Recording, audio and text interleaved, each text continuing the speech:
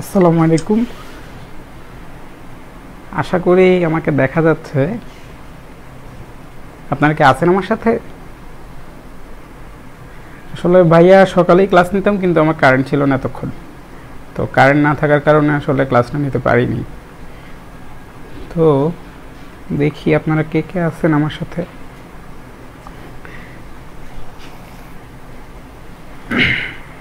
ওয়ালাইকুম আসসালাম। হ্যাঁ, আপনাদের যে সকল ফ্রেন্ডরা ক্লাস করবে বলছিল আপনাদেরকে জানাইছিল, তো আপনারা তাদেরকেও নক করতে পারেন। আমরা কিছুক্ষণের মধ্যে ক্লাসটা শুরু করে দিব, ঠিক আছে? আচ্ছা, তো ক্লাস শুরু করার আগে ভাইয়া একটু বলে নিই, আমি গত ক্লাসে আপনারা যে কয়েকজন বাড়ির কাজ দিয়েছিলেন, আপনাদের আমি বেশ কয়েকটা সমস্যা দেখেছি। সেই সমস্যাগুলো আমি শুরুতে একটু সলভ করে দিই। এই ফাঁকে আপনারা আপনাদের বন্ধুদেরকে নিয়ে সবাই জয়েন করে ফেলুন। আচ্ছা, প্রথম প্রশ্নটা আমাদের যেটা ছিল যে একটি লেকের তলদেশ থেকে উপরে আসার সময় বাতাসের বুদবুদ আয়তনে 2 গুণ হয়, ঠিক আছে? তো বায়ুর চাপ 10⁵ নিউটন পার মিটার হলে লেকের গভীরতা কত, এটা ছিল। হ্যাঁ, তো মনে করেন ভাইয়া হচ্ছে সুবিধার জন্য লেকটাকে একটা এরকমভাবে একটা কিছু চিন্তা করলাম। এটা হচ্ছে একটা লেক, ঠিক আছে? এই লেকের গভীরতা হচ্ছে মনে করেন এইচ। তো এখন লেকের তলদেশ থেকে, তার মানে এই জায়গা থেকে, এই জায়গায় একটা বায়ু বুদবুদ ছিল, সেটা এখান থেকে উপরে উঠছে। তারপর বলছে যে আচ্ছা, বায়ু বুদবুদ এই জায়গায় যদি তার আয়তন ভি হয়ে থাকে, এই অংশে বায়ুর আয়তন যদি ভি হয়ে থাকে, যখন হচ্ছে উপরে উঠছে তখন হচ্ছে আয়তন কি হয়েছে, দ্বিগুণ হয়েছে। তার মানে এই জায়গায় যখন সে উঠে আসছে, এই সারফেসের উপরে যখন উঠছে, তখন বায়ু বুদবুদের যে আয়তন ছিল সেটা দ্বিগুণ হয়ে 2v হয়ে গেছে, ঠিক আছে? এই হচ্ছে ঘটনা। তো এখন বলছে যে বায়ুর চাপ হচ্ছে 10⁵। এই যে এখান থেকে যে বায়ুর চাপ, লেকের পানির উপর বাতাসের যে চাপ, সেটা হচ্ছে 10⁵ নিউটন পার মিটার। এটা হলে লেকের গভীরতা কত, এটা জানতে চাইছি, ঠিক আছে? তো এখন গভীরতা জানবো আমরা, সমস্যা নাই। তো গভীরতার সাথে চাপের একটা সম্পর্ক আছে, আপনারা কিন্তু জানেন যে P=H⁻g। সুতরাং এই এইচটা কি, এই এইচটা কিন্তু এই ডেটাটা যে পানির ভিতরে কোনো একটা জায়গায় যে চাপ, সেই চাপটা কি আমরা H⁻g দিয়ে বের করতে পারি। তাহলে এই এইচটা কি হবে, এই এইচটা হবে হচ্ছে এটার গভীরতা। তাহলে আমরা এই জিনিসটা ইউজ করব, এটা হচ্ছে আমাদের টার্গেট, ঠিক আছে? তো এখন দেখেন আমরা তাহলে কি করতে পারি, পানির তলদেশে এই যে গ্যাসের অণুটা আছে তার উপর কতটা প্রেশার আছে সেটা আমরা হিসাব করতে পারি। তার উপর কি কি প্রেশার আছে দেখেন, উপর থেকে একটা বায়ু চাপ আসতেছে পানির উপর, সেই চাপটা কি আলটিমেটলি এর উপরও পড়তেছে, কারণ চাপটা পড়তেছে পানিতে, পানি সেই চাপটা ওর কাছে পৌঁছায় দিচ্ছে, ঠিক আছে? আবার পানির উপরের পানির লেয়ারের একটা কি আছে, হাইট আছে, বা এই পর্যন্ত পানি আছে, সেই পানির সবগুলো অণু কি ওর উপর আবার প্রেশার দিতেছে না। তার মানে পানির দ্বারা একটা প্রেশার পাবে সে P2, আর উপরে বাতাসের দ্বারা একটা প্রেশার পাবে P1। তার মানে এইটার উপর, এই বায়ু বুদবুদটার উপর টোটাল যে প্রেশারটা হবে সেটা কি হবে, P=P1 + P2। যেখানে আপনি P1 এর মান জানেন কত, 10⁵, P2 এর মান কত, H⁻g, তাই না? এই P2 এর মান কত, H⁻g। তো এখন ঘটনা হচ্ছে আপনাকে এইচ এর ভ্যালু বের করতে হবে, রো এর ভ্যালু হচ্ছে কত, পানির যেহেতু, পানির ক্ষেত্রে যেহেতু বের করতেছি, তার মানে রো কি, পানির ঘনত্ব, তার মানে কত, 1000 kg/m³। আর আপনার জিটা কত, 9.8। সবই জানি আমি, এইচ বের করব, P1ও জানি, খালি পি জানি না, তাই না? তো পি বের করতে হবে আমার, ঠিক আছে? আচ্ছা, তার মানে টোটাল যে প্রেশারটা সেটা যদি আমি কোনোভাবে বের করতে পারি বা কিছু একটা বের করতে পারি, তাইলে কিন্তু আমার কাজ শেষ, ঠিক আছে? তো এখন আমি এই জিনিসটা বের করবো। এই জিনিসটা আপনারা কীভাবে বের করছেন দেখি, আপনারা আমার সাথে আসেন কিনা, এটুকু বোঝা গেছে কিনা আমাকে একটু বুঝান তো। সবাই সবাই আসেন কিনা আমাকে একটু জানান, দ্রুত দ্রুত। কোথায় আমি দেখতেছি না, কি আপনারা আসেন না চলে গেছেন? আচ্ছা, ঠিক আছে, আশা করি সবাই দেখতেছেন আমাকে। তো এখন দেখেন আমরা একটা কাজ করি, আমরা হচ্ছে একটা সম্পর্ক বের করবো এখান থেকে। হ্যাঁ, সম্পর্কটা কেমন হবে দেখেন। এই জায়গায় আমরা কি জানি, বয়েলের সূত্র অনুসারে কি, P1V1 = P2V2 না? এই যে আমাকে যে আয়তনের একটা পার্থক্য দিয়ে দিচ্ছে, আমি কিন্তু আয়তনের সাথে প্রেশারের একটা সম্পর্ক করতে পারি, ঠিক আছে? এই যে P1 এর সাথে দেখেন এই জায়গায় যে প্রেশারটা ছিল সেটা কত ধরছিলাম, P2, ঠিক আছে? তো মনে করেন এটা এখন P1 বা এটার P2 ধরলাম, সমস্যা নেই। আর আয়তন কত, V। তো সেই আয়তনটা এই যে উপরে গেছি, পরে আমার প্রেশার কি হয়ে গেছে, P1 হয়ে গেছে। হ্যাঁ, এই যে এটা P1, এটা P2। তো উপরে যখন প্রেশার P1 হয়ে গেছে, তখন আমার ভলিউম কত হয়ে গেছিল, 2v হয়ে গেছিল, তাই না? ভলিউম হয়ে গেছে 2v। তাহলে এই VV কাটা, তার মানে PT = কত, 2P1। আমরা এটা পাইছিলাম, তাই না? P2 = কত, 2P1, ঠিক আছে? তারপর দেখেন আমি এখান থেকে কি লিখছি, P = P1 + P2। তো এখন দেখেন P2 ইকুয়াল টু কি 2P1, ঠিক আছে, তার মানে P1 প্লাস 2P1, তার মানে P ইকুয়াল টু কত 3P1। এই তো ঘটনা। আপনি আবার P1 এর ভ্যালু জানেন, তো P1 এর ভ্যালু যদি আপনি জানেন এই যে দেওয়া আছে, তাহলে তো আপনি P এর ভ্যালু জানেন, তো P এর ভ্যালু জেনে গেলেন, P1 এর ভ্যালু জানেন, আর এই রো জানেন, জি জানেন, এইচ কিন্তু অটোমেটিক্যালি বের হয়ে যাবে। তো আশা করি সবাই বুঝতে পারছেন অঙ্কটা। আপনারা অনেকেই অঙ্কটা করছেন, একদম ঠিকভাবে করছেন, তো খুবই ভালো লাগছে আমি জিনিসটা দেখে। তো আশা করি সবাই অঙ্কটা বুঝে গেছেন নাকি? কেউ যদি না বুঝে থাকেন আমাকে একটু জানান।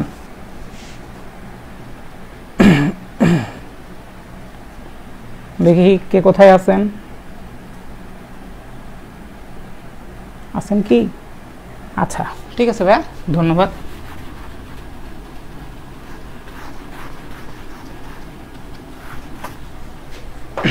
পরের অঙ্কটা দেখেন, নির্দিষ্ট পরিমাণ শুষ্ক বায়ুকে সমস্ত প্রক্রিয়া সংকুচিত করে আদি আয়তনের 1/5 অংশ করলে, ঠিক আছে, একটা নির্দিষ্ট পরিমাণ শুষ্ক বায়ু, তার মানে তার ভর m হচ্ছে ফিক্সড, নির্দিষ্ট পরিমাণে শুষ্ক বায়ুকে তাকে কি করছি, সংকুচিত করছি।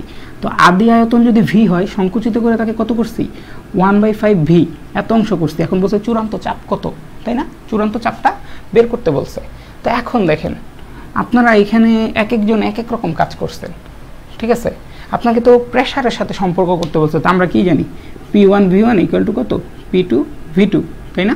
তো এখন দেখেন P1 আপনি জানেন না, V1 কত, V1 মানে হচ্ছে V ইকুয়াল টু P2 আপনি জানেন না, V2 মানে কত, V/5, এই তো ঘটনা। তো এই VV কাটা গেল, তার মানে P1 ইকুয়াল টু P2/5, তার মানে P2 ইকুয়াল টু কি 5P1। এটা কেন আপনারা পারেন না আমি জানি না। এই দেখেন চূড়ান্ত চাপ কত, আদি চাপের 5 গুণ, শেষ অঙ্ক কিন্তু এইটাই, ঠিক আছে। তো আশা করি সবাই অঙ্কটা বুঝেছেন। দ্বিতীয় অঙ্কটা খুবই সহজ ছিল। তো আমরা এখন হচ্ছে আজকের দিনের টপিকে ঢুকে যাবো ইনশাল্লাহ। আপনারা সবাই কি চলে আসছেন? তাহলে একটু জানান ভাইয়াকে, জি ভাইয়া চলে আসছি, অঙ্ক শুরু করি। হ্যাঁ, ক্লাস একটু আগে শুরু হয়েছে, আসি ভাইয়া, ওকে ভাইয়া ধন্যবাদ। আচ্ছা দেখি, আজকে আমাদের টপিকের মধ্যে আপনাদেরকে কালকে কিছু কাজ দিয়েছিলাম, আপনারা কাজগুলো করছেন কিনা আমি দেখিনি। তো কাজটা হচ্ছে রো এর সাথে প্রেসার এবং টেম্পারেচারের একটা সম্পর্ক, এই যুক্ত একটা সূত্র আছে আপনাদেরকে, সেই সূত্রটা আমরা আজকে প্রতিপাদন করে ফেলবো। হ্যাঁ, একটু অল্প করে করবো। বয়েলের সূত্র অনুসারে কি জানি, ভি সমানুপাতিক 1/p জানি, আবার হচ্ছে চার্লসের সূত্র অনুসারে কি জানি, ভি সমানুপাতিক টি জানি, তাই না? তাহলে আমরা দুইটাকে একসাথে কি লিখতে পারতাম, ভি সমানুপাতিক T/p, এরকম তো। তাহলে এখন দেখেন ভি ইকুয়াল টু, যদি আমি সমানুপাতিক উঠে কে আনলাম একটা ধ্রুবক, T/p এরকম আনি, তাহলে আমার জিনিসটা কি দাঁড়াচ্ছে, PV divided by T equal to K. তো এখান থেকে আমরা সূত্র বের করছিলাম, P1 V1/T1 equal to P2 V2/T2, তাই না? এরকম বের করছিলাম। তো এখন এটা তো হইলই, এটা তো হয়ই, আমার সমস্যা নেই। এখন আমি চাচ্ছি কি, রো বা ঘনত্বের সাথে সম্পর্ক করতে। তো আমরা ঘনত্ব ইকুয়াল টু কি জানি, রো ইকুয়াল টু m/v, ঠিক আছে, এই তো আমরা জানি। আচ্ছা, তো এখন একটা জিনিস দেখেন, তাহলে ভি ইকুয়াল টু কত, V equal to rho by, আচ্ছা ভি ইকুয়াল টু কত দাঁড়াচ্ছে, ভি ইকুয়াল টু m/রো দাঁড়াচ্ছে, তাই না?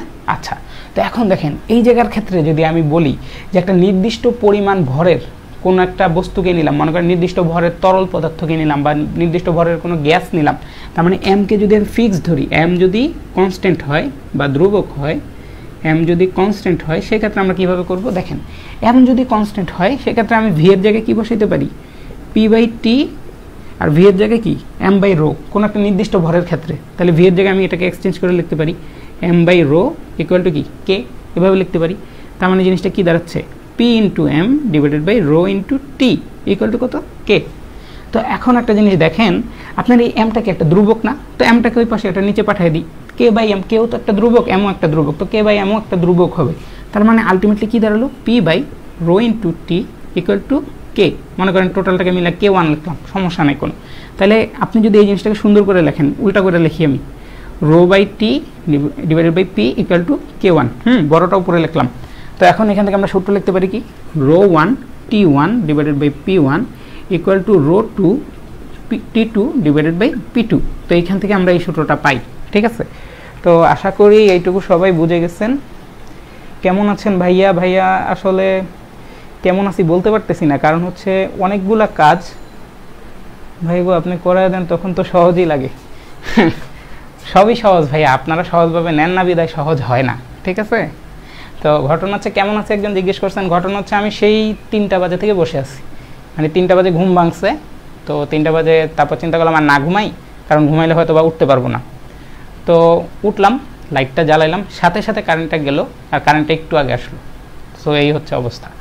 তো এইটুকু আশা করি ক্লিয়ার সবার, খুবই সহজ। আপনারা এই সূত্রটা মাথায় রাখবেন, হ্যাঁ, তাহলেই হবে। আর এই সূত্রটার মধ্যে একটা জিনিস কিন্তু মাথায় রাখবেন সবসময়, যে এই সূত্রটা তখনই খাটবে যখন এম হচ্ছে কি কনস্ট্যান্ট। আমরা কিন্তু এমকে কনস্ট্যান্ট রেখে এই সূত্রটা করছি। আচ্ছা, এই সূত্রের কি কোনো অঙ্ক আমি এখানে লিখছি? দেখি, খোলা লিটার ফ্লাস্কে এত তাপমাত্রায় বায়ু আছে। আচ্ছা ঠিক আছে, একটু পরে অঙ্কগুলো করার সময় আমি দেখবো যে কোন সূত্রের অঙ্ক দিয়েছি আর কোন সূত্রের অঙ্ক দেইনি, সমস্যা নেই। এখন হচ্ছে যে আমরা আরেকটা জিনিস একটু দেখি। ও আচ্ছা, এখানে তো আপনাদেরকে কিছু গ্রাফ দেখাবো ভাবছিলাম, গ্রাফগুলো দেখাইতে ভুলে গেছি। দেখেন ρ1 টি, আচ্ছা ρt divided by P equal to K, এটা পাইছি না আমরা? এটা কিন্তু পাইছি। তো এখন মনে করেন আপনাকে বললো যে এই জায়গায় প্রেশারও কনস্ট্যান্ট, ঠিক আছে? আপনাকে যদি বলে প্রেশার কনস্ট্যান্ট, সেক্ষেত্রে আপনার কী হবে? প্রেশার যদি কনস্ট্যান্ট হয় তাহলে ρt ইকুয়াল টু কী হয়ে যাবে? কে হয়ে যাবে। প্রেশার যেহেতু কনস্ট্যান্ট, কনস্ট্যান্ট দিয়ে গুণ দিবেন, এটা ধ্রুবক হয়ে যাবে অটোমেটিক। তখন সেই ক্ষেত্রে আপনাকে যদি বলে প্রেশার এবং ভর দুইটাই কনস্ট্যান্ট, যখন প্রেশার এবং ভর দুইটাই কনস্ট্যান্ট তখন হচ্ছে ρ ইন্টু টি ইকুয়াল টু কে। তখন আপনার সূত্র কিন্তু এরকম চেঞ্জ হয়ে যাবে, ρ1 টি1 ইকুয়াল টু ρ2 টি2। আমি আপনাদেরকে সবসময় বলি যে ভাই আপনারা হচ্ছে কনসেপ্টগুলো একটু নজর দিবেন, তাহলে হচ্ছে আপনারা পারবেন। এমনিতেই সহজ জিনিস। দেখেন আমার যখন এই দুইটা কনস্ট্যান্ট হয়ে যাচ্ছে তখন হচ্ছে সূত্রটা এরকম হয়ে যাবে। সূত্র চেঞ্জ হতে পারে, কোনো সমস্যা নেই। আবার আপনার কখনো টেম্পারেচার ফিক্সড হয়ে যেতে পারে। তো টেম্পারেচার যদি ফিক্সড হয়ে যায়, মনে করেন আপনার ভর এবং টেম্পারেচার দুইটা ফিক্সড, ভর এবং টেম্পারেচার ফিক্সড, এটা ফিক্সড, তাহলে এটাকে এটা নিচে নিয়ে আসেন, এটা একটা ধ্রুবক হবে, তার মানে rho by P equal to K হবে। তার মানে ρ1 বাই পি1 ইকুয়াল টু ρ2 বাই পি2। তখন সূত্র হয়ে যাবে এরকম, ঠিক আছে? তো আশা করি এগুলো আপনারা পারবেন সবাই। সহজ জিনিস, জাস্ট খেয়াল রাখবেন যে কখন কোন রকম ডেটা দিতেছে। যদি বলে ভর এবং তাপমাত্রা ফিক্সড, সূত্র হয়ে যাবে এরকম। ভর এবং প্রেশার ফিক্সড, সূত্র হয়ে যাবে অন্যরকম। খালি ভর ফিক্সড, তাহলে সূত্র হয়ে যাবে এই যে এরকম পুরা ρ1 টি1 ডিভাইডেড বাই পি1, ঠিক আছে? আচ্ছা, তো এখন যেটা করতে চেয়েছিলাম সেটা বলি। এটার ক্ষেত্রে যদি খেয়াল করেন, এটা ভাই মুছে দিলাম, এই সূত্র দুটো যা আসলো এই দুটো মুছে দিলাম। এটা কি rho by P equal to K. তার মানে জিনিসটাকে যদি আমি এরকম লিখি, rho equal to K into P বা প্রেশার, তাহলে এখন দেখেন এটা তো ধ্রুবক। তো ধ্রুবক হলে কি রো সমানুপাতিক পি দাঁড়াচ্ছে না? তার মানে যখন আপনার ভর এবং টেম্পারেচার ফিক্সড, তখন প্রেশার বাড়লে ঘনত্ব বাড়বে, প্রেশার কমলে ঘনত্ব কমে যাবে। এই হচ্ছে ঘটনা। তো এটাকে যদি গ্রাফে আঁকতে বলি, সমানুপাতিক সম্পর্ক, প্রেশার বাড়লে ভর ঘনত্ব বাড়বে, প্রেশার কমলে ঘনত্ব কমবে। তো ব্যাপারটা যদি এরকম হয়, এদিকে পি এদিকে রো, তাহলে আপনার কিন্তু গ্রাফ আসবে এরকম, ঠিক আছে? এটা আশা করি বুঝতে পারছেন যে প্রেশার যত বাড়তেছে ঘনত্ব তত বাড়তেছে, প্রেশার যত বাড়তেছে ঘনত্ব তত বাড়তেছে, এরকম হচ্ছে ঘটনা। আচ্ছা, আর আপনার যদি ওই যে আরেকটা বললাম যে ভর এবং প্রেশার যদি ফিক্স থাকে, সেক্ষেত্রে সম্পর্ক কী দাঁড়াবে? Rho into T equal to K, মানে প্রেশার ফিক্সড। তার মানে আপনার সম্পর্কটা কি? Rho equal to K into 1/টি। তার মানে তখন ঘনত্বের সাথে যে টেম্পারেচারের সম্পর্কটা, সেটা হবে কি? ব্যস্তানুপাতিক। তার মানে কি? টেম্পারেচার বাড়লে ঘনত্ব কমবে, আবার ঘনত্ব বাড়লে টেম্পারেচার কমবে। ব্যাপারটা কিন্তু এরকম, ঠিক আছে? তাহলে সেক্ষেত্রে আপনার সূত্র মানে এটা আসবে কীরকম? মনে করেন এই যে রো, এটা হচ্ছে রো, এটা হচ্ছে টি। তো সেই ক্ষেত্রে আপনার গ্রাফটা আসবে কিন্তু এরকম, ঠিক আছে? এই যে দেখেন, টেম্পারেচার যত বাড়তেছে আমার কিন্তু ঘনত্ব তত কমতেছে। এই যে টেম্পারেচার এদিকে যত বাড়ছে ঘনত্ব কিন্তু কমছে, টেম্পারেচার এদিকে দেখেন কম, ঘনত্ব বেশি, ঠিক আছে? মানে ঘনত্ব আর টেম্পারেচারের কি উল্টো সম্পর্ক। তো এই কয়েকদিনের লেকচার থেকে আপনারা আশা করি বুঝতে পারছেন, ব্যস্তানুপাতিক হইলেই এরকম একটা কার্ভ আসবে, অধিবৃত্ত কার্ভ। আর হচ্ছে যে আপনার যখন সমানুপাতিক হবে তখন হচ্ছে যে একটা মূলবিন্দুগামী সরলরেখা হবে। আর হচ্ছে আপনাকে যদি বলে যে মনে করেন যে আপনার ঘনত্বটা সেম, যেমন ধরুন গতকালকে একটা জিনিস দেখাইছিলাম আপনাদেরকে, যে ওই যে আপনাদের চার্লসের ল থেকে ওইটার গ্রাফটা আসছিল এরকম, ওটার গ্রাফটা এরকম আসছিল কেন? কারণ 0 ডিগ্রি হোক আর যাই হোক, আপনার ওইটার কি ভলিউম কখনো কি হইতে পারে না, ভলিউম কখনো শূন্য হইতে পারে না। এই জন্য হচ্ছে যে এই জায়গায়, আর তত্ত্বীয়ভাবে ভলিউম এক জায়গায় শূন্য হইতে পারে। আচ্ছা, ওইটাও বলতেছি, একটু পরে আসতেছি। আশা করি এইটুকু আপনাদের ক্লিয়ার। হ্যাঁ, ওইটা বলতেছি আমি। ওইটা দেখে আরেকটা জিনিস মনে করলো, আপনারা সবাই পরম তাপমাত্রা একটা ভুল করছেন। তো এইটুকু সবাই ক্লিয়ার রাখবেন, কেমন? এই সূত্রগুলো কীভাবে আসছে আশা করি বুঝে গেছেন। তো পরম তাপমাত্রা নিয়ে আপনারা যেই ঝামেলা করছেন সেটা এবার দেখাই। পরম তাপমাত্রা, পরম তাপমাত্রা আমাদের কোথা থেকে আসছিল? আমরা কি দেখছিলাম? আমাদের এরকম একটা গ্রাফ ছিল, ঠিক আছে? গ্রাফ ছিল, ব্যাপারটা ছিল এরকম, এটা হচ্ছে ভলিউম, এটা হচ্ছে যে আপনার টেম্পারেচার বোঝায়, ঠিক আছে? এরকম একটা কিছু ছিল।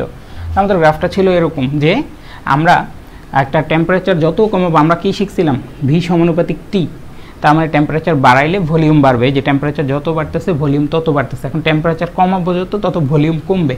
এখন টেম্পারেচার কমায় যখন 0 ডিগ্রি সেলসিয়াসে আনছি, তখনও কিন্তু আমার একটা ভলিউম থাকবে, ঠিক আছে। কোনো কিছুর ভলিউম কিন্তু একদম শূন্য হয়ে যেতে পারে। টেম্পারেচার কমাইলে হ্যাঁ তার হচ্ছে যে আপনার মানে আয়তন সংকুচিত হতে পারে, কিন্তু ভলিউম শূন্য হয় না, যেই কারণে হচ্ছে যে এই জায়গাটায় আপনার কি রয়ে গেছে, একটা অংশ রয়ে গেছে, কেমন।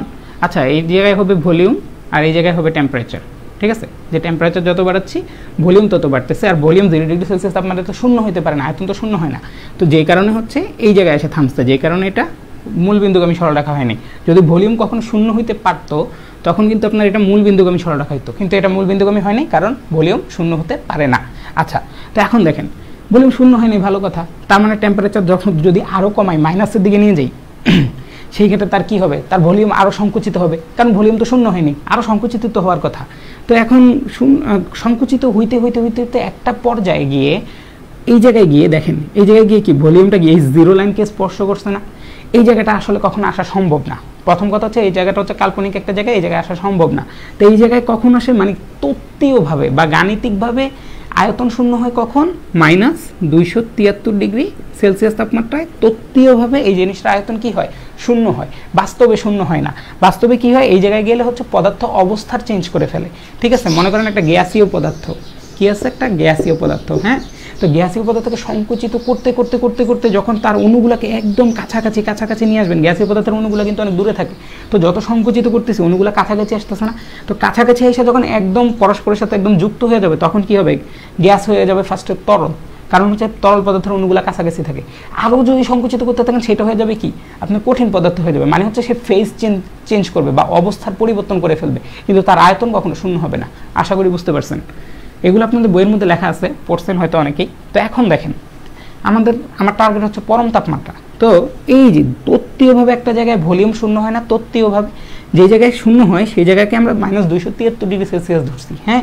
তো এই যে তত্ত্বীয়ভাবে যেই অবস্থানে থেকে গ্যাসের আয়তন শূন্য হয়, সেই জায়গায় হচ্ছে যে আপনাকে জিরো ধরে আরেকটা টেম্পারেচার স্কেল, যেমন ধরেন সেলসিয়াস একটা স্কেল, মানে তাপমাত্রা মাপার একটা স্কেল, তারপর কেলভিন একটা মাপার স্কেল, তারপরে ফারেনহাইট মাপার একটা স্কেল। তো ওরকমভাবে আপনার হচ্ছে যেই জায়গাতে হচ্ছে তত্ত্বীয়ভাবে শূন্য হয় সেই জায়গাকে 0 ধরছি। 0 ধরে যে স্কেলকে কল্পনা করা হয় সেই স্কেলটা হচ্ছে যে আপনার কেলভিন স্কেল, ঠিক আছে।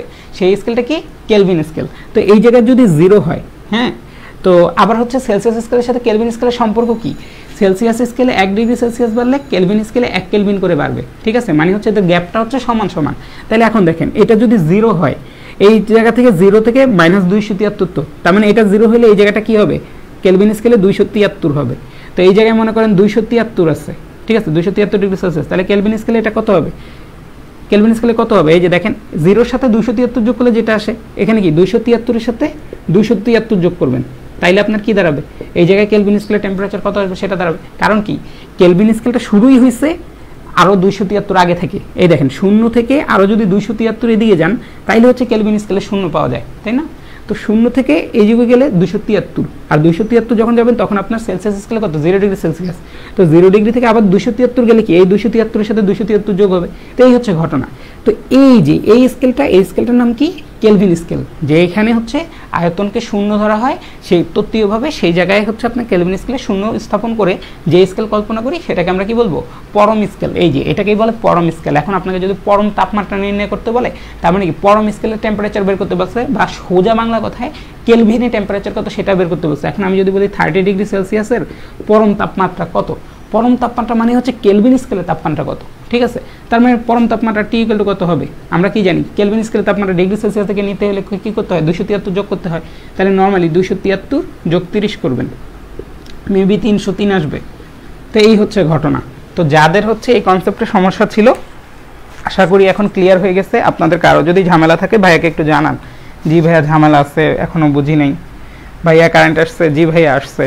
আচ্ছা, যারা কলেজে যান কিছু তো করার নাই, কলেজে যান, সমস্যা নাই, ইনশাল্লাহ কলেজ থেকে এসে রেকর্ডিংটা দেখে নিতে পারবেন, কেমন। তো এখন হচ্ছে আমরা আজকে নতুন টপিকে ঢুকে যাব। এখন দেখি আপনারা কারা আছেন। ভাইয়া বোঝা গেছে কিনা সবাই, একটু আমাকে একটু জানান তো কষ্ট করে, যদি না বোঝা যায় আমাকে জানান যে এই জায়গায় বুঝিনি ওই জায়গায় বুঝিনি। আচ্ছা, তো গতকালকে আমরা থিওরি কি দেখছি, থিওরিতে আমরা দেখছি যে আমরা আদর্শ গ্যাস নিয়ে কাজ করতেছি। আর আদর্শ গ্যাসের ক্ষেত্রে ভাইয়া কিন্তু আপনাদেরকে দুইটা মৌলিক স্বীকার্য দেখাইছিলাম, যে ওই দুইটা স্বীকার্য যদি আমরা কি বুঝি, যে উচ্চ তাপমাত্রা ও নিম্ন চাপে তখন যে কোনো গ্যাস হচ্ছে আপনার আদর্শ গ্যাস নিয়ে আচরণ করে। তো এই আদর্শ গ্যাসের কিছু বৈশিষ্ট্য আছে, বৈশিষ্ট্যগুলো ভাই বলে দেয়, এটা আপনাদের লাগবে। হ্যাঁ, তা আদর্শ গ্যাসের কিছু স্বীকার্য বা পোস্টুলেটস, ঠিক আছে, অনুসিদ্ধান্ত। হ্যাঁ, তো এগুলো সহজ সহজ, তো আমি একটু করে বলে দিচ্ছি যে গ্যাস হচ্ছে কি দ্বারা গঠিত। গ্যাস হচ্ছে অণু দ্বারা গঠিত। কি দ্বারা গঠিত? গ্যাস অণু দ্বারা গঠিত। প্লাস হচ্ছে অণুগুলো হচ্ছে গোলক সদৃশ। অণুগুলো কি সদৃশ? গোলক সদৃশ। ঠিক আছে। আচ্ছা, তারপরে আমরা কি শিখছিলাম? অণুগুলোর মধ্যে ইন্টারমলিকুলার ফোর্স নাই কোনো, ভাই বলছিলাম না? তার মানে হচ্ছে তাদের মধ্যে কোনো আকর্ষণ বা বিকর্ষণ নাই। তাদের মধ্যে কি নাই? আকর্ষণ বা বিকর্ষণ বল নাই, ইন্টারমলিকুলার কোনো ফোর্সেস নাই। মানে যে আদর্শ গ্যাস তার মধ্যে কোনো আকর্ষণ বা বিকর্ষণ বল বা আকর্ষণ বা বিকর্ষণ শক্তি নাই। ঠিক আছে। আচ্ছা, তো আকর্ষণ বা বিকর্ষণ শক্তি নাই। এখন একটা জিনিস খেয়াল করেন, আমি যখন একটা স্প্রিংয়ের কথা চিন্তা করেন, একটা স্প্রিংকে যখন আমি টেনে বর্ধিত করতেছি, একটা স্প্রিংকে যখন আমি টেনে বর্ধিত করি, তখন তার মধ্যে শক্তি কোনটা সঞ্চিত হয়? বিভব শক্তি। এবং আমি যখন তাকে ছেড়ে দেই তখন সে বিভব শক্তির কারণে আবার আগের জায়গায় ফিরে আসে, তাই না? ঘটনা কিন্তু এটা। তাহলে এখন একটা জিনিস দেখেন, জিনিসটা কি অনেকটা মনে হচ্ছে না যে এই জায়গা থেকে জিনিসটাকে আকর্ষণ করতেছে, আকর্ষণ করে আবার টেনে কাছে নিয়ে আসতেছে? ব্যাপারটা এমন না? তো এখন দেখেন এটার ক্ষেত্রে যদি চিন্তা করি, এটার মধ্যে যদি আকর্ষণ বা বিকর্ষণ বল যদি নাই থাকে, তার মানে তো এটার মধ্যে বিভব শক্তি নেই, তাই না? মনে করেন ও যদি এখানে না আসতে পারে, তার মানে আমি ধরে নিই যে ওর আকর্ষণ নাই। আর যদি আকর্ষণ না থাকে, তার মানে কি ওর বিভব শক্তি নেই? বিভব শক্তি থাকার কথা না। ঠিক আছে, তো এইভাবে মনে রাখতে পারেন। তো যেহেতু হচ্ছে যে আপনার অণুগুলোর মধ্যে কোনো আকর্ষণ বা বিকর্ষণ বল নাই, তার মধ্যে এর মধ্যে কি থাকবে না? বিভব শক্তি থাকবে না। ঠিক আছে, বিভব শক্তি থাকবে না। তার বিভব শক্তি যদি না থাকে, অণুগুলো তো ছোটাছুটি করতেছে, তার মানে তার মধ্যে বেগ আছে, তার মানে তার মধ্যে যেই শক্তি আছে পুরাটাই হচ্ছে কি? গতি শক্তি বা ইকে, পুরাটাই কি? গতি শক্তি। অণুগুলোর মধ্যে বিভব শক্তি থাকবে না, এর মধ্যে যেই শক্তি আছে পুরোটাই কি? গতি শক্তি। ঠিক আছে, এটা একটা বৈশিষ্ট্য। তারপরে দিয়ে হচ্ছে অণুগুলা যে গতিশীল অবস্থায় আছে, অণুগুলা কি করে? মনে করেন অণুগুলা কি করে? এখান থেকে এখানে দৌড়াচ্ছে, এখান থেকে এখানে দৌড়াচ্ছে। অণুগুলা কিন্তু কেউ এমনি এমনি এমনি এমনি যায় না। ঠিক আছে, সবাই কিন্তু সরল রৈখিক একটা পথে চলে, এবং তারা যে এই পথে চলতেছে তারা সবসময় নিউটনের গতিসূত্র মেনে চলে। কার সূত্র মেনে চলে? নিউটনের গতিসূত্র মেনে চলে। ঠিক আছে, গতিসূত্র। আচ্ছা, তো এইটা একটা জিনিস মাথায় রাখবেন। আর অণুগুলো কি? সরল রৈখিক পথে চলে, এবং তারা নিউটনের গতিসূত্র মেনে চলে, সরল রৈখিক পথে চলে। ঠিক আছে। আচ্ছা, আপনারা বলতে পারেন ভাইয়া একটা অণু গিয়ে আরেকটা অণুকে বাড়ি দিচ্ছে, বাড়ি দিলে ওই অণুটা এদিকে চলে গেছে। হ্যাঁ, এরকম যাইতে পারে, কিন্তু সে যতটুকু পথ গেছে কলিশনের আগ পর্যন্ত ওইটুকু কি? সরলরৈখিক পথে যাবে। আচ্ছা, তারপর কি? অণুগুলা হচ্ছে কি? অণুগুলা হচ্ছে পরস্পর পরস্পর যখন চলতেছে, অণুগুলা তো একজন আরেকজনকে সাইড দিয়ে চলে না, তাদের মধ্যে তো ট্রাফিক পুলিশ নাই। ঠিক আছে, তো তারা করে কি? একজন আরেকজনকে ধাক্কা দেয়। তার মানে অণুগুলার মধ্যে কি হয়? কলিশন হয় বা সংঘর্ষ হয়। ঠিক আছে, কলিশন বা সংঘর্ষ হয়। এখন আমরা আবার শিখছিলাম কি? সংঘর্ষ কয় প্রকার হয়? স্থিতিস্থাপক সংঘর্ষ এবং অস্থিতিস্থাপক সংঘর্ষ দুই রকমের হয়। তো অণুগুলোর মধ্যে যেই সংঘর্ষ হয় সেটা হচ্ছে স্থিতিস্থাপক সংঘর্ষ। তো একটা সংঘর্ষ স্থিতিস্থাপক কখন বুঝি? যখন তার ভরবেগ সংরক্ষিত হয় এবং হচ্ছে তার গতিশক্তি সংরক্ষিত হয়। ঠিক আছে, গতিশক্তি এবং ভরবেগ দুইটাই যদি সংরক্ষিত হয় তাইলে সেটা হচ্ছে কি? স্থিতিস্থাপক সংঘর্ষ। আর অণুগুলোর মধ্যে এই দুইটাই হয়, সেই জন্য হচ্ছে অণুগুলোর মধ্যে যেই সংঘর্ষ দেখি সেটা হচ্ছে স্থিতিস্থাপক সংঘর্ষ। তাহলে ভাই আরেকবার বলে দেই, অণুগুলোর মধ্যে মৌলিক স্বীকার্য কি? প্রত্যেকটা আদর্শ গ্যাসের মৌলিক স্বীকার্য হচ্ছে আদর্শ গ্যাস অনেকগুলো অণু নিয়ে গঠিত, অণুগুলো হচ্ছে গোলক সদৃশ। এই অণুগুলোর মধ্যে কোনো আকর্ষণ বা বিকর্ষণ বল নাই। আর যেহেতু আকর্ষণ বা বিকর্ষণ বল বা ইন্টারমলিকুলার ফোর্সেস নাই, তার মানে হচ্ছে তার মধ্যে বিভব শক্তি থাকবে না, এবং এর মধ্যে যেই শক্তিটা থাকবে সেটা পুরোটাই গতিশক্তি, যেটা দিয়ে হচ্ছে অণুগুলো ছোটাছুটি করে। আচ্ছা, তারপরে অণুগুলো হচ্ছে সবসময় সরলরৈখিক পথে চলে, এবং এই চলার সময় তারা নিউটনের গতিসূত্র মেনে চলে। তারপরে অণুগুলো চলার সময় একে অপরের সাথে ধাক্কা খায়। ঠিক আছে, এই যে ধাক্কা খেলো, আর ধাক্কা খাওয়ার পরে কি? এই যে ধাক্কা মানে কি? সংঘর্ষ না? সংঘর্ষ হচ্ছে দুই প্রকার, একটা হচ্ছে স্থিতিস্থাপক সংঘর্ষ, একটা অস্থিতিস্থাপক সংঘর্ষ। তো যেই সংঘর্ষ তারা হয় তাদেরটা হচ্ছে স্থিতিস্থাপক সংঘর্ষ হয়। তো আশা করি এই পোস্টুলেটসগুলো আপনাদের কাছে ক্লিয়ার। এই পোস্টুলেটসগুলো মাথায় রাখবেন সব সময়। তো এখন কারো কিছু যদি না বোঝার থাকে আমাকে একটু বলেন, জি ভাইয়া বুঝি নাই, জি ভাইয়া বুঝছি। কেউ কিছু না বুঝলে আমাকে বলেন। ভাইয়ার কি অভিকর্ষ অধ্যায়ের উপর ক্লাস আছে? না ভাইয়া, অভিকর্ষ অধ্যায়ের উপর ক্লাস নেওয়া হয়নি।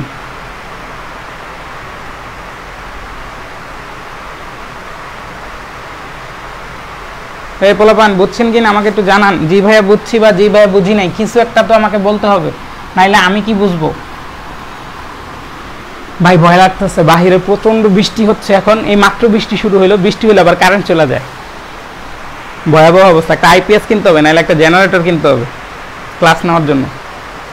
কই আমি কিছু দেখতেছি না কেন? কেউ কি কমেন্ট টমেন্ট করেন না নাকি? ক্লিয়ার, একজন বলছে ক্লিয়ার। আচ্ছা যাক, একজনের ভরসা নিয়ে এগিয়ে যাই আমি। আচ্ছা এখন দেখেন একটা টপিক বলি, টপিকটা হচ্ছে গড়, ঠিক আছে? টপিকটা কি? গড়।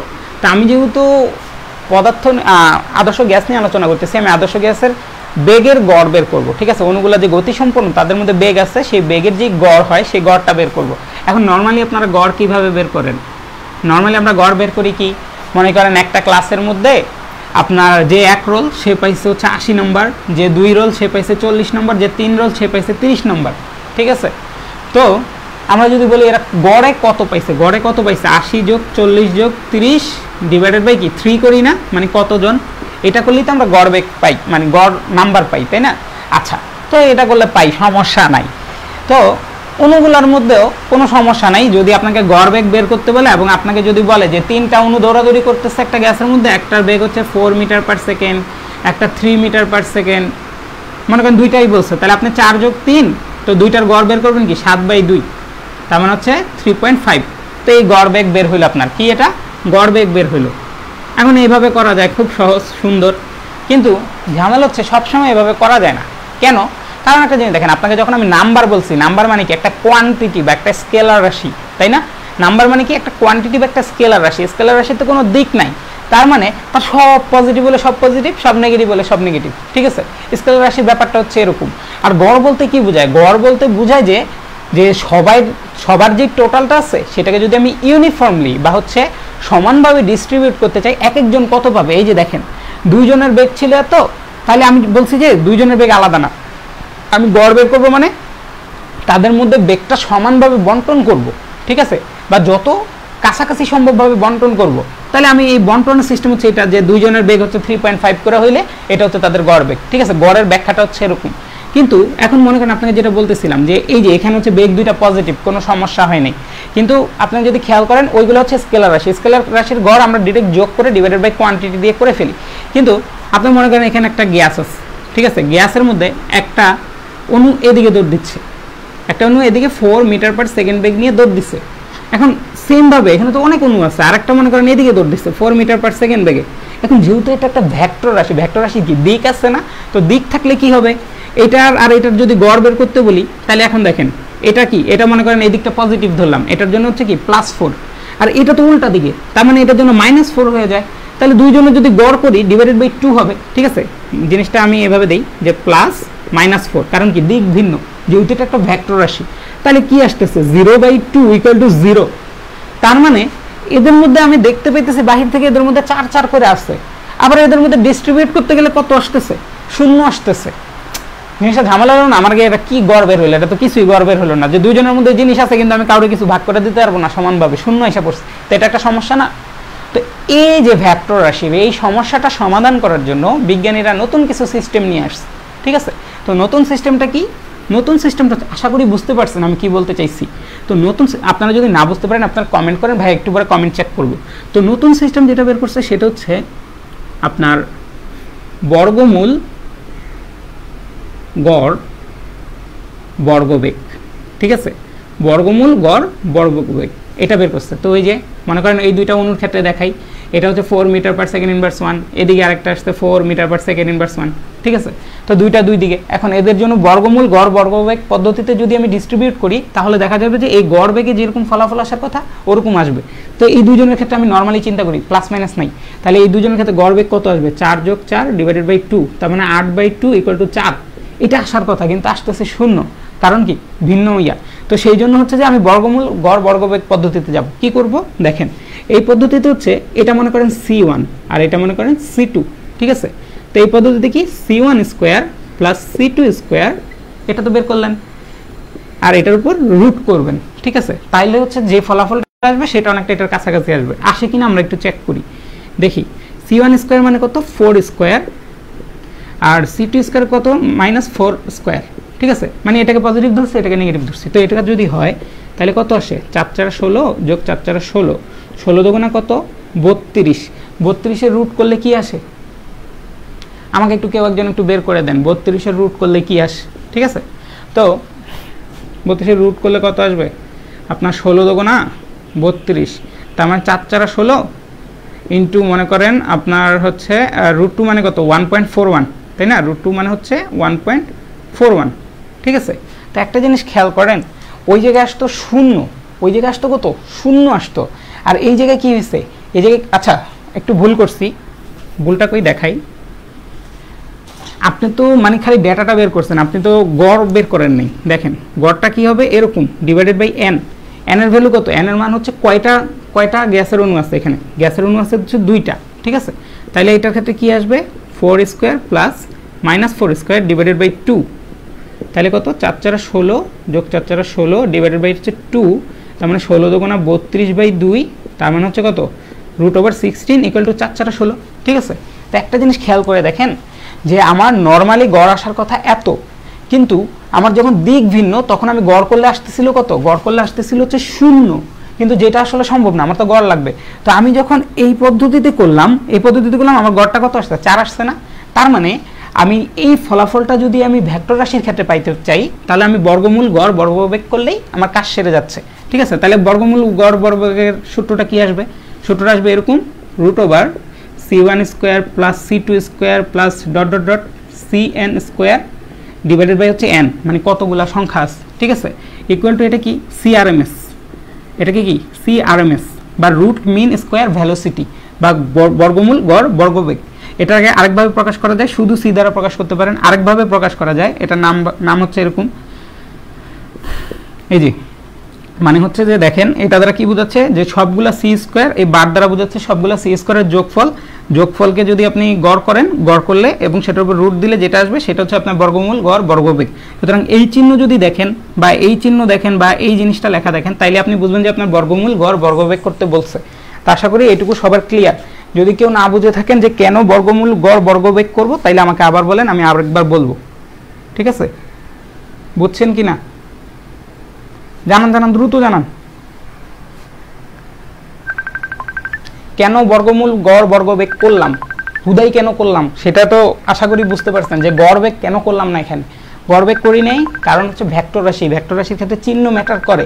আর তাইলে আমি হচ্ছে কি পাচ্ছি না, আমি হচ্ছে অরিজিনাল যে গড়টা সেটা পাচ্ছি না। অরিজিনাল গড়টা বের করার জন্য আমি বর্গমূল গড় বর্গবেগ বের করতে বাধ্য হইছি। এটা হচ্ছে একটা সিস্টেম।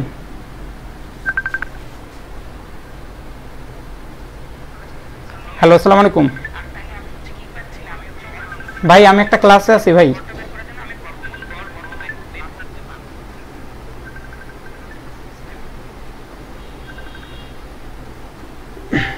ভাইয়ার কল আসছে মাঝখান দিয়ে। ঠিক আছে, বুঝছেন, বুঝি কিন্তু ম্যাথ পারি না। আচ্ছা, ও ঠিক আছে বলবো না তাই না? আচ্ছা ঠিক আছে বলবো না। ও আচ্ছা, মাঝখান দিয়ে আরেকটা ঘটনা চলে গেছে, স্কিপ করে ফেলছি ভাইয়া। আপনার গড় বর্গবেগ কি, আপনাকে যদি বলে গড় বর্গবেগ, হ্যাঁ, তখন আপনি কি করবেন, গড় বর্গবেগ যেহেতু বলছে তার মানে কি বর্গবেগের গড়, তার মানে হচ্ছে c1 square plus c2 square plus c3 square plus plus cn square divided by কত n। এটা হচ্ছে যে আপনার বর্গমূল গড় বর্গবেগ, সরি এটা হচ্ছে কি গড় বর্গবেগের যে সূত্র সেটা, মানে বর্গবেগের এটা। আর আপনাকে যখন বলবে বর্গমূল গড় বর্গবেগ, তার মানে হচ্ছে এই টোটাল জিনিসের উপর কি আসবে, বর্গমূল আসবে। দেখেন নামের মধ্যে পরিচয়, ঠিক আছে, নামের মধ্যে পরিচয়, আপনার সূত্র মুখস্থ লেখা লাগবে না, নামের মধ্যে পরিচয় আছে। এটা বললে আপনার বর্গমূল গড় বর্গবেগ, আর হচ্ছে এটা যদি হয় তাহলে হচ্ছে আপনার কি খালি গড় বর্গবেগ। কেমন? আচ্ছা, তো আশা করি আপনারা গড় বেগ, গড় বর্গবেগ, গড় বর্গমূল গড় বর্গবেগ সবগুলা বুঝে গেছেন। ভাইয়ার মুখ দিয়ে আসতেছে না কথাটা। আচ্ছা যাই হোক, এই হচ্ছে মোটামুটি ঘটনা। ও এখানে আমি মনে হয় আপনাদের জন্য একটা অঙ্ক লিখে রাখছি, এটা হচ্ছে আপনাদের অঙ্কটা। আচ্ছা, আর একটা টপিক আছে আপনাদের সর্বাধিক সম্ভাব্য বেগ, সর্বাধিক সম্ভাব্য বেগ। ঠিক আছে, সর্বাধিক সম্ভাব্য বেগ বলতে আপনারা কি বুঝেন সেটা আমি একবার বলি। মনে করেন একটা গ্যাসের, একটা পাত্রের মধ্যে অনেক গ্যাস আছে অনেকগুলা, হ্যাঁ, তো এখন এক একজনের গতি তো এক এক রকম, বা এক একজনের বেগ তো এক এক রকম। তো মনে করেন এক একজনের বেগ এক এক রকম হলো, 1 কোটি অণু আছে, 1 কোটির মধ্যে মনে করেন 50 লাখ অণুর বেগ হচ্ছে 3 মিটার পার সেকেন্ড। ঠিক আছে, 50 লাখের 3 মিটার পার সেকেন্ড, বাকিদের হচ্ছে আবার কম কম বা বেশি বেশি, মানে এত বড় মেজরিটি নাই। তো 50 লাখ মনে করেন 60 লাখ আছে, ঠিক আছে, 60 লাখের মধ্যে 50 লাখেরই 3 মিটার পার সেকেন্ড। তো এরকম যদি হয় সব থেকে বেশি কোন মানে সব থেকে বেশি কি এই সেম বেগ নিয়ে 3 মিটার পার সেকেন্ড বেগ নিয়ে আপনার অণু আছে না এখানে, তো সব থেকে বেশি যেই বেগ নিয়ে আপনার অণু থাকবে সেটাই হচ্ছে কি আপনার সর্বাধিক সম্ভাব্য বেগ, ঠিক আছে। মানে হচ্ছে একই বেগ বিশিষ্ট সব থেকে বেশি অণু সংখ্যা যেখানে আছে সেই বেগটাই হচ্ছে কি আপনার সম্ভাব্য বেগ। ভাইয়ার কথাটা মনে হয় আজকে সুন্দর হচ্ছে না, কথাটা হবে হচ্ছে এরকম যে সব থেকে বেশি অণু যেই বেগে থাকে সেটাকে বলে সম্ভাব্য বেগ, ঠিক আছে। তো এই হচ্ছে ঘটনা। তার মানে এটার ক্ষেত্রে একটাই লাইন, সব থেকে বেশি অণু যে বেগে থাকে, সব থেকে বেশি অণু যে বেগে থাকে সেটাই কি আমার সম্ভাব্য বেগ, ঠিক আছে। তো এখন দেখ, আচ্ছা ঠিক আছে বলবো না, 5টি অণু সম্ভাব্য বেগ দেওয়া আছে 3 metre per second, 6 metre per second, -2 metre per second, 7 metre per second, 10 metre per second. তো প্রথমে বলছে গড় বেগ বের করো, তারপরে গড় বর্গবেগ বের করো, তারপর হচ্ছে বর্গমূল গড় বর্গবেগ বা হচ্ছে CRMS বের করতে বা রুট মিন স্কয়ার ভেলোসিটি বের করতে বলছে। তো এই অঙ্কটা আপনারা করে ফেলেন। তো প্রথমটা কি গড় বেগ বের করতে বলছে। গড় বেগ মানে কি 3 + 6 + -2 + 7 + 10 ডিভাইডেড বাই কি 1 2 3 4 5। তার মানে হচ্ছে 5টা যদি নেই তাহলে নিচে 5 দিয়ে ভাগ দিব, তাহলে আমার গড় বেগ চলে আসবে, তাই না। তো গড় বেগ কি সি বার দিয়ে গড় বেগ প্রকাশ করে। হ্যাঁ, তাহলে কত 6 3 9, 9 এর সাথে 16, 16 আর 10 এ 26, 26 থেকে 2 গেলে 24 ডিভাইডেড বাই 5। তো এটা থেকে যেটা ভ্যালু পাবেন সেটা হচ্ছে আপনার গড় বেগ। এখন আপনাকে যদি গড় বর্গবেগ বলে, গড় বর্গবেগ মানে কি তখন সূত্র চেঞ্জ হয়ে গেছে, যে গড় করব আর হচ্ছে বর্গবেগের গড় করব। তার মানে কি এখানে একটা স্কয়ার হবে যে বর্গবেগের গড় করব, তাহলে এটার উপর স্কয়ার হবে, এটার উপর স্কয়ার, এটার উপর স্কয়ার, এটার উপর স্কয়ার, এটার উপর স্কয়ার ডিভাইডেড বাই n, ঠিক আছে। তাহলে কত 3 3 9, 6 6 36 plus 2 2 4 plus 7 7 49 plus 100 divided by কত 5। তো এখান থেকে আপনারা ক্যালকুলেট করতে পারবেন। দেখেন 36 আর 4 40, 40 আর 49 এ কত 89, আর হচ্ছে 100 189, 189 আর 9 কত 198, 198 ডিভাইডেড বাই 5। তো এটা হচ্ছে কি আপনার গড় বর্গবেগ, ঠিক আছে। তো এখন আপনাকে যদি বলে, ঠিক আছে বলবো না, এখন আপনাকে যদি বলে CRMS বের করতে, CRMS মানে কি বর্গমূল গড় বর্গবেগ। তার মানে গড় বর্গবেগ তো আপনি এখান থেকে পাইছেন, সেটার উপর একটা বর্গমূল দিয়ে দিলে আপনার হচ্ছে CRMS এর ভ্যালু বের হয়ে আসবে, ঠিক আছে। আচ্ছা এই যে এটাকে যদি রুট করেন তাহলে আপনি হচ্ছে CRMS এর যে ভ্যালুটা সেটা পেয়ে যাবেন। আশা করি বুঝতে পারছেন সবাই যে অঙ্কটা কিভাবে করবেন। এই অঙ্ক আসবে না জীবনও, এমনি একটু করাই দিলাম আর কি, আসতেও পারে ধরতে পারেন কোথাও যদি আসে। সরি আপু 303 কে আনসার হবে। ভাই বুঝি, বাট প্রশ্ন দেখলে সব গুলায় যায়। আর মিয়া প্রশ্ন দেখলে গুলায়, কারণ হচ্ছে যে যেটা বুঝেন সেটা প্র্যাকটিস করেন না, যেটা বুঝেন সেটা প্র্যাকটিস করতে হবে, সেটা ভিতরে ধারণ করতে হবে। আমি একটা জিনিস বুঝলাম কিন্তু ভিতরে ধারণ করলাম না, তাইলে তো হবে না, তখন তো আমি পারবো না। প্র্যাকটিস করবেন, প্র্যাকটিস প্র্যাকটিস প্র্যাকটিসের উপর কোনো কথা নেই। প্র্যাকটিস না করলে সব আমি নিজে ভুলে যাই সব, আপনারা তো এখনো ছোট বাবু। আচ্ছা, তো আজকের এই পর্যন্ত সবাই হয়তো ক্লিয়ার আছেন। তাহলে হচ্ছে এখন হচ্ছে যে আমরা আদর্শ গ্যাসের যেই চাপের রাশিমালা সেই জায়গায় চলে যাব, ঠিক আছে। আদর্শ গ্যাসের চাপের রাশিমালায় চলে যাব। আসলে অনেকগুলো অঙ্ক লিখে রাখছিলাম, কোনটা যে কি এখন নিজেই বুঝতেছি না, মানে হচ্ছে কোনটা কোন টপিকের বুঝতেছি না, পরে করাই দিব, সমস্যা নেই। তো এখন দেখেন আদর্শ গ্যাসের চাপের রাশিমালা বের করব। আদর্শ গ্যাসের চাপের রাশিমালা। তো আপনারা কি আমার সাথে আসছেন? আমি একবার দেখি, আমি এখন মানে যেটাই ঢুকবো এখান থেকে বের হইতে সময় লাগবে আমার। আপনারা চাইলে একটা কাজ করতে পারেন, ক্লাসটা শেয়ার দিয়ে দিতে পারেন বন্ধুদেরকে দেখার জন্য। আচ্ছা, তো এটার জন্য প্রথমে মনে করেন ভাইয়া হচ্ছে যে একটা বাক্স আঁকি।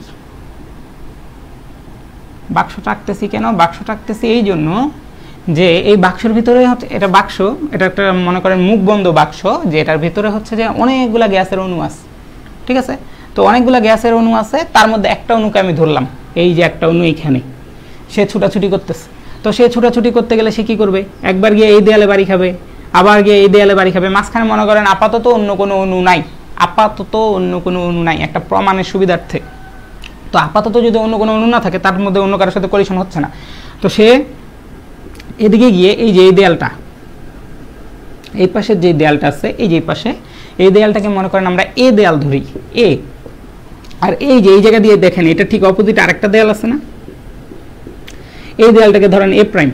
তো সে কি করবে? সে এদিকে যাইতেছে, এদিকে গিয়ে এ দেয়ালে বাড়ি খাবে। এখন যেহেতু স্থিতিস্থাপক সংঘর্ষ, বাড়ি খেয়ে আবার সে ব্যাক করবে, ব্যাক করে আবার সে গিয়ে এই দেয়ালে বাড়ি খাবে, আবার সে ওই দেয়ালে বাড়ি খাবে, এরকমই তার মধ্যে চলতে থাকবে যদি মাঝখানে অন্য কেউ এসে তাকে ডিস্ট্র্যাক্ট না করে। আর আমরা ধরে নিচ্ছি যে আপাতত অন্য কেউ নাই, ঠিক আছে। তো এখন দেখেন এই যে ঘনক আকৃতির একটা জিনিস নিলাম, এই জিনিসটার দৈর্ঘ্য হচ্ছে এল। তো দৈর্ঘ্য এল, এই জিনিসটা প্রত্যেকটা বাহুর দৈর্ঘ্য ধরে নেন এল, যে এইটার দৈর্ঘ্য এল হলে আপনার প্রস্থ এল, উচ্চতাও কি এল। তার মানে এটা হচ্ছে সবগুলা বাহুর দৈর্ঘ্য হচ্ছে এল করে, যেহেতু এটা একটা ঘনক। তাইলে যদি সবগুলো বাহুর দৈর্ঘ্য এল হয়, এই ঘনকের আয়তন ভি ইকুয়াল টু কত হবে? এল কিউব, দৈর্ঘ্য ইন্টু প্রস্থ ইন্টু উচ্চতা, সবগুলো যেহেতু এল, তার মানে এল কিউব হইল। আর মনে করেন এইটার ভিতর, এখন আমি ধরতেছি এটার ভিতর অণু আছে, কতগুলো অণু আছে? এন সংখ্যক অণু আছে, ঠিক আছে। আর যেখানে প্রত্যেকটা অণুর ভর হচ্ছে এম, প্রত্যেকটা অণুর ভর হচ্ছে এম, তাইলে যদি এন সংখ্যক অণু থাকে, তাহলে এটার মধ্যে টোটাল ভর কত হবে? প্রত্যেকটা অণুর ভর ইন্টু টোটাল অণু সংখ্যা, তাহলে এটা হচ্ছে কি টোটাল ভর, এম ইকুয়াল টু কত? ছোট এম ইন্টু এই এন, ঠিক আছে। আশা করি বুঝতে পারছেন। আবার বলি, এক একটা অণুর ভর হচ্ছে ছোট এম, এবং এখানে অণু আছে এত সংখ্যক, তাইলে এটা টোটাল ভর কত? একটা অণুর ভর ইন্টু কয়টা অণু আছে, ঠিক আছে। তো এই হচ্ছে ঘটনা। তো এখন দেখেন, এখন আমি ধরি যে এই জায়গা দিয়ে যেই অণুটা, এই যে এখানে যেই অণুটা ছিল সেটা দিকে যাইতেছিল, তার বেগ হচ্ছে u1, এটা ধরে নিলাম, আপনাদের বই অনুযায়ী করতেছি, এটার কত বেগ? u1। তাহলে ও যখন গিয়ে দেয়ালে ধাক্কা দিবে, আচ্ছা দেয়ালে ধাক্কা দেওয়ার আগে কি তার একটা ভরবেগ আছে না? ধাক্কা দেওয়ার আগে তার যে ভরবেগ সেটা হচ্ছে যে ভর ইন্টু বেগ। এখন এখানে তো একটা অণু ধরছি, তো একটা অণুর ক্ষেত্রে ভর কত? m ইন্টু তার বেগ কত? u1, ঠিক আছে। তার মানে ধাক্কা দেওয়ার আগে ভরবেগ হচ্ছে এটা। এবার হচ্ছে ধাক্কা দেওয়ার পরে ভরবেগ বের করি, ধাক্কা দেওয়ার পর যে ভরবেগ সেটা বের করি। ধাক্কা দেওয়ার পরে যে ভরবেগ সেটা কি হবে? সে এই জায়গায় গিয়ে ধাক্কা খেয়েছে, ধাক্কা খেয়ে আবার সে ব্যাক করতেছে। এখন ভর আর বেগ তো কি হতে হবে? যে যেহেতু স্থিতিস্থাপক সংঘর্ষ, তার মানে আগের ভরবেগ আর পরের ভরবেগ সমান হতে হবে। তা আগের ভরবেগ ধরেন mE1 আর পরের ভরবেগ মনে করেন mV1, এই দুটো কি হতে হবে? সমান হতে হবে, কারণ স্থিতিস্থাপক সংঘর্ষ আমরা আদর্শ গ্যাসের পোস্টুলেটস থেকে দেখছি যে এটার ভরবেগ সংরক্ষিত থাকে। তাহলে আগের ভরবেগ আর পরের ভরবেগ যদি সমান হয়, তাহলে m আর m তো সেম, তার মানে কি u1 তো u1ই হইতে হবে, v1 আর হইতে হবে না, বা ভিন্ন হবে না, u1 u1ই হবে, এরকম হবে, তাই না? কিন্তু একটা জিনিস খেয়াল করে দেখেন, এই u1 এদিকে আর ওই u1টা কি উল্টা দিকে হবে, তার মানে হচ্ছে চিহ্ন চেঞ্জ হয়ে যাবে, ঠিক আছে। তাইলে ধাক্কা দেওয়ার পরে তার যে ভরবেগ হবে সেটা কি হবে? -mu1। এইটুকু আশা করি ক্লিয়ার। কেন মাইনাস আসলো? কারণ হচ্ছে সে উল্টা দিকে ব্যাক করছে, আদি ভরবেগ এদিকে, পরের ভরবেগ উল্টা দিকে। আচ্ছা, তো এই হচ্ছে মোটামুটি দাঁড়াইলো। তাহলে এখন ভরবেগের যে পরিবর্তন সেটা যদি বের করি, ভরবেগের যে পরিবর্তন এটা যদি বের করি, এটা কি ভরবেগের পরিবর্তন? কি যে কোনো একটা জিনিস পরিবর্তন আমরা কিভাবে বের করি? শেষেরটা বিয়োগ আগেরটা। তাহলে শেষেরটা কত? -me1 বিয়োগ আগেরটা কত? mu1, তার মানে কত দাঁড়ালো? -2me1, ঠিক আছে। তো এটা কার ভরবেগের পরিবর্তন? এটা হচ্ছে আপনার অণুর যেই ভরবেগের পরিবর্তন সেটা, ঠিক আছে। এটা কিসের ভরবেগের পরিবর্তন? অণুর যেই ভরবেগের পরিবর্তন সেটা। তো এখন মনে করেন অণুটা হচ্ছে যখন দেয়ালের মধ্যে বাড়ি খাইছে, তখন অণুর ভরবেগের পরিবর্তন এটা হচ্ছে কার সাপেক্ষে? দেয়ালের সাপেক্ষে অণুর যেই ভরবেগের পরিবর্তন, এই দেয়ালটার সাপেক্ষে অণুর যে ভরবেগের পরিবর্তন সেটা হচ্ছে -2me1। তাহলে আমি উল্টাভাবে বলতে পারি, আপেক্ষিকভাবে কি বলতে পারি? মনে করেন এখানে একটা ব্যক্তি, আমি দাঁড়ায় আছি এ, আপনারা সবাই ক্যামেরার ভিতর দাঁড়ায় আছেন বি, তা আপনারা বলতে পারেন যে ভাইয়া আমাদের সাপেক্ষে 2 মিটার দূরে আছে। আবার আমি বলতে পারি কি, আপনারা আমার সাপেক্ষে 2 মিটার দূরে আছেন, কথা কিন্তু সেম। তাইলে এই দেয়ালের সাপেক্ষে তার ভরবেগের পরিবর্তন এইটা, তাহলে আমি বলতে পারি অণুর সাপেক্ষে দেয়ালের ভরবেগের পরিবর্তন কত? অণুর সাপেক্ষে দেয়ালের ভরবেগের পরিবর্তন ইকুয়াল টু, তাহলে কি সেমই হবে 2me1 আপেক্ষিকভাবে, মানে একটার সাপেক্ষে আরেকটার কত? দেয়ালের সাপেক্ষে অণুর হচ্ছে এত, তাহলে অণুর সাপেক্ষে দেয়ালের হচ্ছে 2me1, মানে হচ্ছে উল্টা, চিহ্নটা উল্টা করে দিলাম, মানে দেয়ালের সাপেক্ষে অণু এদিকে যাচ্ছিল, তাহলে অণুর সাপেক্ষে দেয়াল উল্টা দিকে যাচ্ছিল, এই জন্য 2me1। আশা করি এইটুকু সবার ক্লিয়ার। আচ্ছা, তো এখন দেখেন এই ভরবেগের পরিবর্তনটা কত সময় পর পর হচ্ছে। এই যে অণুটা করতেছে কি, একবার এই দেয়ালে গিয়ে বাড়ি খাচ্ছে, বাড়ি খেয়ে সে এই দেয়ালে যাচ্ছে, মানে দেখেন একবার এখানে গিয়ে সে বাড়ি খেয়েছে, বাড়ি খেয়ে সে আবার এই দেয়ালে গেল, মানে ব্যাক করে এই দেয়ালে গেল, আবার সে এখানে আসলো, তাই না? তার মানে এই যে টোটাল একটা সময় যাচ্ছে না মাঝখানে, এই সময়টা মনে করেন টি সময়, এই টি সময় পরপর এসে সে বাড়ি খায়, আর টি সময় পরপর তার এই ভরবেগের পরিবর্তন হয়, তাই না? মানে হচ্ছে আবার বলি যে অণুটা মনে করেন এ দেয়ালে বাড়ি খেলো, বাড়ি খাওয়ার পরে সে আবার এদিকে ব্যাক করতেছে, ব্যাক করে এবার এই ভিতরে পিছনের দেয়ালটা গিয়ে বাড়ি খাবে, তারপর আবার এখান থেকে আবার আসবে, তার মানে কি টোটাল একটা সময় আসবে। তো এই একটা নির্দিষ্ট সময় পরপর গিয়ে সে এই দেয়াল বাড়ি খেতেছে, তাহলে ওই সময়টাকে আমরা ধরলাম কি টি। টি সময় পর পর তার এই ভরবেগের পরিবর্তনটা ঘটে। তাহলে টি সময় পর পর তার যে ভরবেগের পরিবর্তন ঘটে সেটা কি 2m/u1। এটা কত সময় পর পর? টি সময় পর পর। তাহলে একক সময় পর পর তার ভরবেগের পরিবর্তন কত? 2m/u1 ডিভাইডেড বাই টি, বা হচ্ছে এটাকে আমরা কি বলতে পারি? তার ভরবেগের পরিবর্তনের হার। আশা করি বুঝতে পারছেন যে টি সময় পর পর তার ভরবেগের পরিবর্তন এত, তাহলে একক সময় পর পর তার ভরবেগের পরিবর্তন কত সেটা আমি বের করলাম। কেমন? আচ্ছা, এটা তো এখান থেকে আমি পাইলাম যে একক সময় পর পর তার ভরবেগের পরিবর্তন কত। আচ্ছা, এখন আরেকটা জিনিস খেয়াল করেন, দূরত্বের একটা হিসাব করব। টি সময়ে সে কতটুকু দূরত্ব যায়? সে এই জায়গা থেকে এই জায়গায় গেছে, গিয়ে আবার সে এখানে আসছে, তার মানে এই জায়গা থেকে এইটুকু কি একটা বাহুর দৈর্ঘ্যের সমান। এই যে দেখেন, একটা বাহুর দৈর্ঘ্যের সমান বা এল এর সমান। তাহলে এই জায়গা থেকে সে একবার যদি এখানে যায়, আবার যদি এখানেই ব্যাক করে, তার মানে সে কতটুকু দূরত্ব গেল? এল প্লাস এল বা 2l পরিমাণ দূরত্ব গেল। তাহলে সে টি সময়ে যায় কতটুকু দূরত্ব? 2l দূরত্ব যায়। তাহলে একক সময়ে সে কতটুকু দূরত্ব যায়? 2l/t পরিমাণ, তাই না? তো এখন দেখেন, একক সময়ে যতটুকু দূরত্ব যায় সেটাকে আমরা কি বলি? তার বেগ বলি না? একক সময়ে যেটুকু দূরত্ব অতিক্রম করে সেটাকে আমরা কি বলি? তার বেগ বলি না, বা ভি বলি। ঠিক আছে? বা এটাকে অন্যভাবে আপনারা চিন্তা করতে পারেন, s = কি? vt। তো আপনার এখানে কি দেওয়া আছে? s/t = কত? v। এই যে দেখেন, s 2l দূরত্ব গেছে কত সময়? t সময়। তার মানে এটা কি? তার বেগ। এই যে তার বেগটা কত? তাহলে 2l/t। তো এখন দেখেন, এখন যেটা করব সেটা হচ্ছে যে তার বেগটা আমরা কত ধরে নিছিলাম? তার বেগটা আমরা ধরে নিছিলাম যে u1। তাহলে একক সময়ে সে যতটুকু দূরত্ব অতিক্রম করে সেটা যদি তার বেগ হয়, তাহলে বেগটা তো আগেই ধরে নিছি u1। তার মানে তার এই বেগের ভ্যালু কত হবে? u1 হবে। আশা করি সবাই ক্লিয়ার। তাইলে এখান থেকে সময়টা আমি কত পাইলাম? সময়টা পাইলাম হচ্ছে, ভাইয়া একটু মুছে দিচ্ছি, সময়টা আমি কত পাচ্ছি? সময়টা t = পাচ্ছি 2l/u1। কেমন? তাহলে এখন দেখেন, এই জায়গায় আপনার টি পাইছেন না, আবার এই যে ভরবেগের পরিবর্তনের হার যখন বের করছেন, যে একক সময় কতটুকু ভরবেগের পরিবর্তন হয়েছে সেটাই তো ভরবেগের পরিবর্তনের হার। সেখানে আমি এই সূত্রটা পাইছি না। তো এখানে হচ্ছে যে আমি টি এর মানটা এখান থেকে বসায় দিতে পারি। 2m/u1 ডিভাইডেড বাই টি মানে কত? 2l/u1। তাহলে আপনার জিনিসটা কি দাঁড়াচ্ছে? 2m/u1 * u1 divided by 2l। যদি আমি ভুল না কিছু করে থাকি, তাহলে এই l কাটা, তাহলে আপনার জিনিসটা কি দাঁড়ালো? m/u1² divided by l। ঠিক আছে? তার মানে আপনার ভরবেগের যে পরিবর্তনটা সেটাকে আমি কি এই যে দৈর্ঘ্যের মাধ্যমে প্রকাশ করলাম। হ্যাঁ, সেটাকে আমি কিসের মাধ্যমে প্রকাশ করলাম? দৈর্ঘ্যের মাধ্যমে প্রকাশ করলাম। কারণ আমি টিটা কি করছিলাম? টিটা হচ্ছে ধরে নিছিলাম যে টি সময়ে সে এতটুকু যায়। তাহলে এখন আমার কিসে প্রকাশ করতে হবে? আমি শুরুতেই জানতাম যে ওর ভর কত, সেটা জানতাম, তো ওর ভরে প্রকাশ করছি। তারপর শুরুতে আমি জানতাম যে ওর u1 কত, সেই u1 এ প্রকাশ করছি। আর এই l দৈর্ঘ্য তো আমাকে শুরুতেই দেওয়া ছিল যে প্রত্যেকটা বাহুর দৈর্ঘ্য l। তাহলে আমি হচ্ছে তার ভরবেগটাকে কিসে প্রকাশ করলাম? এক একটা অণুর ভর, অণুর বেগ, আর হচ্ছে আপনার যে পাত্রের যে দৈর্ঘ্য, সেই দৈর্ঘ্য বরাবর তার হচ্ছে ভরবেগের পরিবর্তনটা হিসাব করলাম। তো আশা করি এইটুকু সবাই ক্লিয়ার। ভাইয়া এইটুকু মুছে দিচ্ছি। আমি এখন হচ্ছে আপনাদের কমেন্ট চেক করব, আপনারা কমেন্ট করতে পারেন। তাহলে আমরা ভরবেগের পরিবর্তন কি পেলাম? ভরবেগের পরিবর্তনের হার পাইলাম। ভরবেগের পরিবর্তন হার কত? m/u1² divided by l। এটা পাইলাম। আচ্ছা ভাই, এবার কমেন্ট চেক করি, আপনাদের কারো কোনো কোথাও সমস্যা আছে কিনা আমাকে বলেন দেখি। ধাক্কাধাক্কি না করে লাইন ধরেন। হাই হাই, কি বলে পোলাপান? সেকেন্ড লেকচার, এই কত নম্বর লেকচার কেউ বলবেন?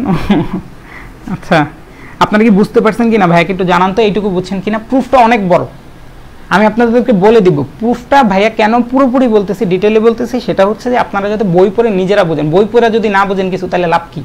আমি আপনাদেরকে তাহলে কি পড়াইলাম? ঠিক আছে, বই পড়ে জানেন নিজে। ওই দেখ, আরেকটা বলে ছুটি দেন, ছুটি দিতে অনেক দেরি। আজকে মাত্র পড়ানো শুরু করছি, মাত্র টপিকে ঢুকছি। ঠিক আছে, ছুটি দিতে অনেক দেরি। কারো যদি কলেজ থেকে বা ক্লাস থেকে, আপনারা হচ্ছে গিয়ে কলেজ থেকে ঘুরে আসতে পারেন, পরে দেখে নেবেন যদি সময় হয়। আর হচ্ছে কেউ যদি ভাবেন যে আমার এই প্রুফটার দরকার নাই, সে এটাকে ওমিট করতে পারেন, সমস্যা নেই। এটাকে কেটে দিয়ে পরবর্তীতে দেখবেন আর কি, রেকর্ডেড ভিডিও দেখবেন। তো এখন দেখেন, ভরবেগের পরিবর্তন হার বের করছি। তো আমরা আবার কি নিউটনের সেকেন্ড ল থেকে কি জানি? ভরবেগের পরিবর্তনের হার প্রযুক্ত বলের সমানুপাতিক। তার মানে ভরবেগের পরিবর্তনের হারটা যদি আমি জানি, সেখানে কতটুকু বল প্রযুক্ত হয়েছে সেটাও আমি মোটামুটি জানি, এটা বলতে পারি, তাই না? তার মানে এখানে ভরবেগের পরিবর্তন হার যেহেতু প্রযুক্ত বলের সমানুপাতিক, তার মানে F = আমরা কি বলতে পারি? m/u1² ডিভাইডেড বাই l, এটা বলতে পারি, তাই না? তার মানে এই যে আমি এখানে কি বল প্রযুক্ত হয়েছে সেটা বের করে ফেললাম। কোথা থেকে? ওই যে নিউটনের সেকেন্ড ল থেকে এটাকে আমরা ধরে নিলাম। ঠিক আছে, তো এটা যদি হয় ঘটনা, তার মানে এই যে এই বলটা, এটা কি ভরবেগের পরিবর্তন হার, আর ভরবেগের পরিবর্তন কোথায় হয়েছে? এই যে এই দেয়ালটার মধ্যে হয়েছে না, এই দেয়ালের মধ্যে ভরবেগের পরিবর্তন হয়েছে। তার মানে এই দেয়ালের মধ্যে প্রযুক্ত বলটা কত? F equal to M U one square divided by L. আশা করি বুঝতে পারছেন ভরবেগের পরিবর্তন হওয়ার প্রযুক্ত বলের সমানুপাতিক। তো ভরবেগের পরিবর্তন হয়েছে এই দেয়ালে ধাক্কা খাওয়ার কারণে, তার মানে এই দেয়ালের উপর কতটুকু বল প্রযুক্ত হয়েছে? এই পরিমাণ বল প্রযুক্ত হয়েছে। তাহলে দেয়ালের যেই আপনার ক্ষেত্রফলটা, দেয়ালের ক্ষেত্রফলটা কত? দেয়ালের ক্ষেত্রফল ধরে নেন এ, আর এ ইকুয়াল টু কি? এই দেয়ালটা কি দেখেন তো, প্রত্যেকটা বাহুর দৈর্ঘ্য যেহেতু এল, তার মানে এই দেয়ালের ক্ষেত্রফল কি হবে? এল ইন্টু এল, দৈর্ঘ্য ইন্টু প্রস্থ, তার মানে কি L into L equal to L square. তার মানে এই ক্ষেত্রফলের দেয়ালের উপর প্রযুক্ত বল হচ্ছে এটা, কেমন? তার মানে এই ক্ষেত্রফলের উপর প্রযুক্ত বল হচ্ছে M U one square divided by L. তাহলে একক ক্ষেত্রফলের উপর কতটুকু বল প্রযুক্ত হয়েছে? M U one square divided by L into A, ঠিক আছে। আবার একক ক্ষেত্রফলের উপর প্রযুক্ত বলকে কি বলে? চাপ বলে। এই যে খেলা মাত্র শুরু হলো, ঠিক আছে, চাপ কি? একক ক্ষেত্রফলের উপর প্রযুক্ত বলে। এই যে আমরা শুরু করব, কারণ আমাদের গ্যাসের ক্ষেত্রে চাপ ইম্পর্টেন্ট, তো চাপ কিভাবে আসতেছে সেটা দেখাই। তো P equal to F by A, তো এখন দেখেন এটা এফ ডিভাইডেড বাই এ, আবার এ এর মান ভাবে বের করছি কত? এল স্কোয়ার, ঠিক আছে। তার মানে M U one square divided by L cube, এটা কি? আপনার একক ক্ষেত্রফলের উপর একটা অণু কর্তৃক প্রযুক্ত যেই বল সেটা হচ্ছে এটা। আশা করি এটুকু সবার ক্লিয়ার।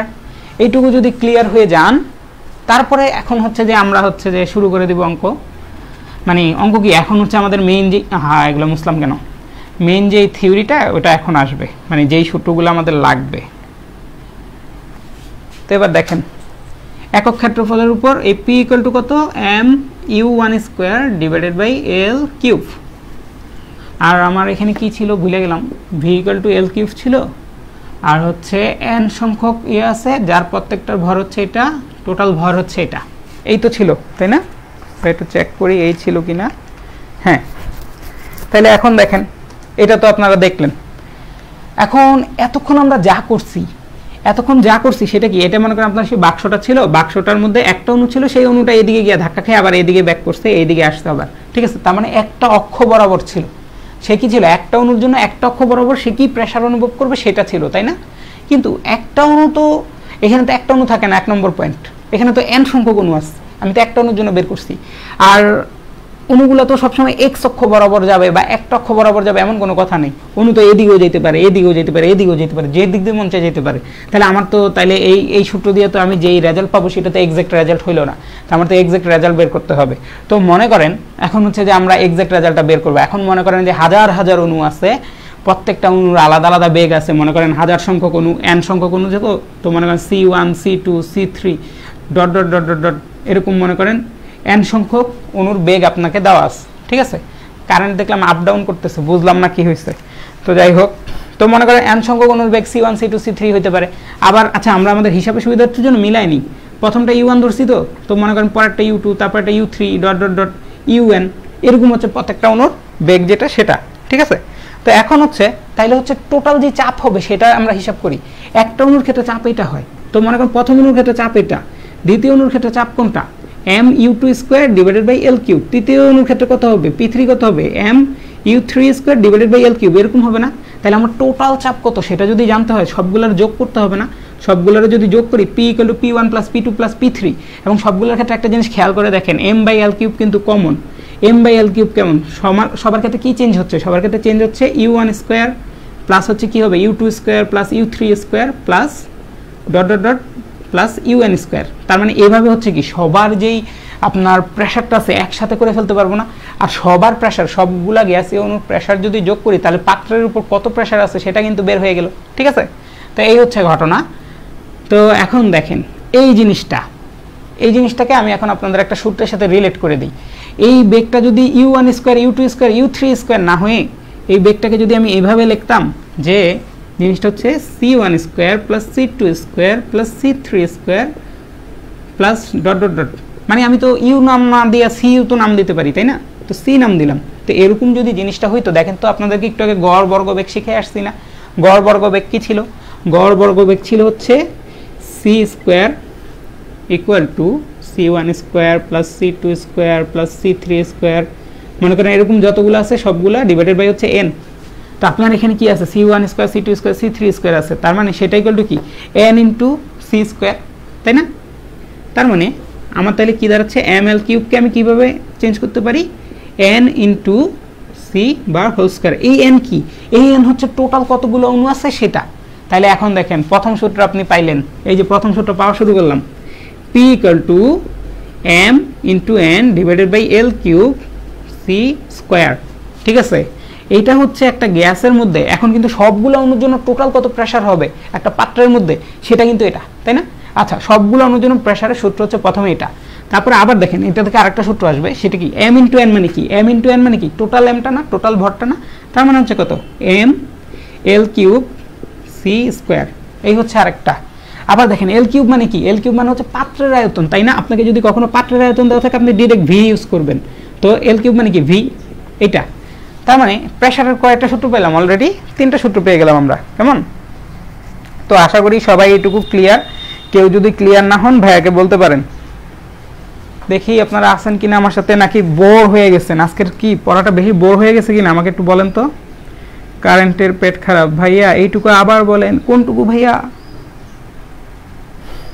আমার ক্লাস বুঝছেন, ওরা কি বলে সেটা বুঝেন নাই? হ্যাঁ ভাইয়া তো খেয়াল করে নাই, কোনটুকু বুঝেন নাই ভাইয়া বলেন তো। আচ্ছা, আপনি একটা কাজ করবেন, আপনি করবেন কি এই প্রুফটা আরেকবার দেখবেন। আমার কাছে তো দেখলেনি, আপনি বই থেকে দেখবেন, আশা করি বুঝে যাবেন। আর যদি না বুঝেন আমাকে একটু ওই জায়গাটা ছবি তুলে আমাকে একটু ইনবক্স করবেন, আমি পরে দেখিয়ে দেবো আপনাকে।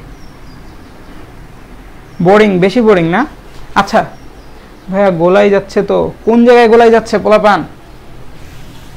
দেখেন আপনাদের কি লাগবে সেটা বলি। আপনাদের এতক্ষণ যা বলছি এগুলা খুব একটা লাগবে না, আপনাদের লাগবে হচ্ছে এখান থেকে, এই যে এখান থেকে m into n divided by l cube C square. ওইটুকু বলার কারণ কি? ওইটুকু বলার কারণ হচ্ছে যদি অ্যাডমিশনে কারো যদি লেগে যায় সেই জন্য। তো এখন দেখেন আপনারা এই জায়গাটা মনে রাখবেন, হ্যাঁ এই জায়গাটা যদি মনে রাখেন তাহলে এখন দেখেন একটা অণুর ভর ধরছিলাম m, n সংখ্যক অণু আছে, তার মানে একটা অণুর ভর যদি m হয় n সংখ্যক অণুর ভর কত? m into n। আর এই যে সবগুলা অণুর ভর যেটা সেটাই তো আমার টোটাল গ্যাসের ভর, আর টোটাল গ্যাসের ভর কত? আমি m ধরতে পারি। তার মানে কি এই mn ইকুয়াল টু m, তাহলে এই mn এর জায়গায় আমি কি ধরতে পারি? m ধরতে পারি, ঠিক আছে? আর এই l কিউব কি ছিল? ওই যে পাত্রটা রাখছি তার প্রত্যেকটা বাহুর দৈর্ঘ্য l ধরছিলাম, তাহলে প্রত্যেকটা বাহুর দৈর্ঘ্য l থাকলে l কিউব মানে কি? আমার ওই পাত্রের যে আয়তন সেটা না? তো আপনাকে এই যে l কিউবের জায়গায় আপনি v লিখতে পারেন, তার মানে কি v c স্কয়ার। আর এটা কি গড় বর্গবেগ, ঠিক আছে? তার মানে যে কোনো একটা জিনিসের প্রেসার যদি মনে করেন আপনাকে বললো কি একটা পাত্রে অক্সিজেন গ্যাস নেওয়া হয়েছে 10 লিটার, ঠিক আছে? আপনাকে বললো একটা পাত্রে অক্সিজেন গ্যাস নেওয়া হয়েছে 10 লিটার এবং অক্সিজেন অণুগুলোর গড় বর্গবেগ হচ্ছে 114 মিটার পার সেকেন্ড ইনভার্স 1, এটা আপনাকে বললো, ঠিক আছে? তো এখন বললো যে এই গ্যাসটা 10 litre oxygen gas 114 metre per second গড় বেগ বিশিষ্ট হলে সে পাত্রের দেয়ালের উপর কত প্রেসার দিচ্ছে আপনাকে যদি এটা জিজ্ঞেস করে। তো এখন দেখেন অক্সিজেন, যেহেতু অক্সিজেনের যে ভর সেই ভরটা মনে হয় আপনাকে এখানে দেওয়া নেই, তো আপনাকে ভর না দেওয়া থাকলে আপনি 1 মোল ধরে নেবেন। 1 মোল অক্সিজেনের ভর কত? 32 গ্রাম। তো আপনি হচ্ছেন যে এই যে এম এর জায়গায় কতটুকু বসাইলেন? 32 বসাইলেন। তারপরে 10 লিটার কোথায়? এখানে, ঠিক আছে? আর সি স্কোয়ার কত? 114। এখন একটা জিনিস খেয়াল করেন, আপনার 10 লিটার তো এখানে, কিন্তু আপনার বাকি এককগুলো কি? মিটার পার সেকেন্ড, গ্রাম, এরকম না? তো এখন আপনার তাহলে কি করতে হবে? আপনার এই গ্রামকে নিতে হবে কেজিতে, ঠিক আছে? 10 ইনভার্স 3 এটাকে কেজিতে নিয়ে যাবেন, এসআই এককে নেবেন সব। তারপরে লিটারকে হচ্ছে আপনি মিটার কিউবে নিয়ে যাবেন। আমরা গতকালকে কিন্তু শিখছিলাম যে 1 metre cube equals to 1000 litre, তাইলে হচ্ছে 10 লিটারে কত মিটার কিউব সেটাতে নেবেন। তারপরে এই সূত্রে বসাইলে পাত্রের দেয়ালের উপর কত প্রেসার দিবে সেটা বের হয়ে যাবে, ঠিক আছে? তো আশা করি এই সূত্রের প্রয়োগটা আপনারা বুঝতে পারছেন। এবং ঘটনা হচ্ছে আজকে আমি আরও যত পড়াবো তত দেখা যাবে আপনাদের মাথা ঘুরাইতে থাকবে, আমার তো এটাই মনে হইতেছে। আপনারা একটু কাইন্ডলি মনোযোগ দেন, তাইলে ঝামেলা হবে বইলা মনে হয় না। প্রশ্নই তো অনেক সময় ভুল বুঝা ভুল আনসার দিয়ে এসে পড়ি। ভাই টিচারদের প্রশ্ন তো বুঝি না, ওরা কি চায়? এই আপনি আমার টিচার মনে করেন না, আমার পড়া বুঝে যান এই জন্য। বুঝবেন ইনশাল্লাহ বুঝে যাবেন, সমস্যা নাই। তাহলে এখান থেকে আমি সূত্র কি পেলাম? m/v c square. আচ্ছা, তো এটা হচ্ছে একটা প্রেসার। তো এখন মনে করেন সবগুলা অণু যদি একটা তল বরাবর তলে, তাইলে এটা পাইছি। এখন আপনার অণুগুলো তো বিভিন্ন তলে চলতে পারে। আপনার তল কয়টা? এক্স, ওয়াই, জেড, বিভিন্ন তল আছে। তো অণুগুলো তো বিভিন্ন তলে চলতে পারে। এই তল বরাবর চলতে পারে, এই তল বরাবর চলতে পারে, এই তল বরাবর চলতে পারে, অথবা এদের মাঝামাঝি কোনো একটা জায়গায় চলতে পারে না? এই যে মনে করেন মাঝামাঝি কোনো একটা জায়গায়, এটা মনে করেন এরকম, এই যে এই জায়গায় বসাইলাম, এই অণুর অবস্থান হচ্ছে আমার এই জায়গায়, এরকমও কিন্তু হইতে পারে, ঠিক আছে? এই জায়গায় অণু অবস্থান করতে পারে। তো সেই ক্ষেত্রে জিনিসটা কিভাবে বের করব, এটা হচ্ছে প্রশ্ন। মানে হচ্ছে রিয়েল যে গ্যাসগুলো সেগুলো তো খালি এক লাইন বরাবর চলে না, তো আপনি তো রিয়েল গ্যাস নিয়ে হিসাব করতে হবে। তো রিয়েল গ্যাস তো এই বরাবরও থাকতে পারে কোথাও, তাই না? তো এই জায়গায় যদি থাকে গ্যাসের অণুটা, তখন কি করবেন, যে এক্স ওয়াই জেড কোনো তলে নেই, তিনটা তল থেকেই তাকে কাউন্ট করা যায়। মানে হচ্ছে রিয়েল গ্যাসটা যদি এই পজিশনে থাকে, ধরেন এই পজিশনে আছে, যেখানে হচ্ছে এক্স ওয়াই জেড তিনটা তলেরই একটা ভ্যালু আছে, ঠিক আছে? তাহলে ওর ক্ষেত্রে কিভাবে আমি এই হিসাবটা করব বা প্রেসারের হিসাবটা করব, এটা যদি বলি তাহলে তো মনে হচ্ছে যে আপনারা এখানে অনেকেই চলেই যাবেন। তখন এটা আপনাদেরকে কিভাবে বলি সেটা চিন্তা করি, দাঁড়ান। আচ্ছা দেখেন, আমি বলি, আমি বলার দরকার বলি, আপনারা যারা হচ্ছে যে বুঝতেছেন না তারা একটু রেস্ট নেন, কিছুক্ষণ পরে আবার দেখে নেবেন। তো এখন মনে করেন একটা জিনিস এই ত্রিমাত্রিক অবস্থায় আছে, যে এক্স তল, ওয়াই তল, জেড তল, তিনটা তল আছে পরস্পরের সাথে কৌণিক অবস্থায়, আর হচ্ছে এই জায়গায় আমার আঙুলের মুখে হচ্ছে একটা গ্যাসের কোণা আছে, ঠিক আছে? আমার গ্যাসের কোণাটা যদি আঙুলের মাথায় থাকে তাহলে কি এক্স ওয়াই জেড তিনটা তলই তার উপর অবস্থান করবে, তাই না? ব্যাপারটা কিন্তু এরকম, হ্যাঁ।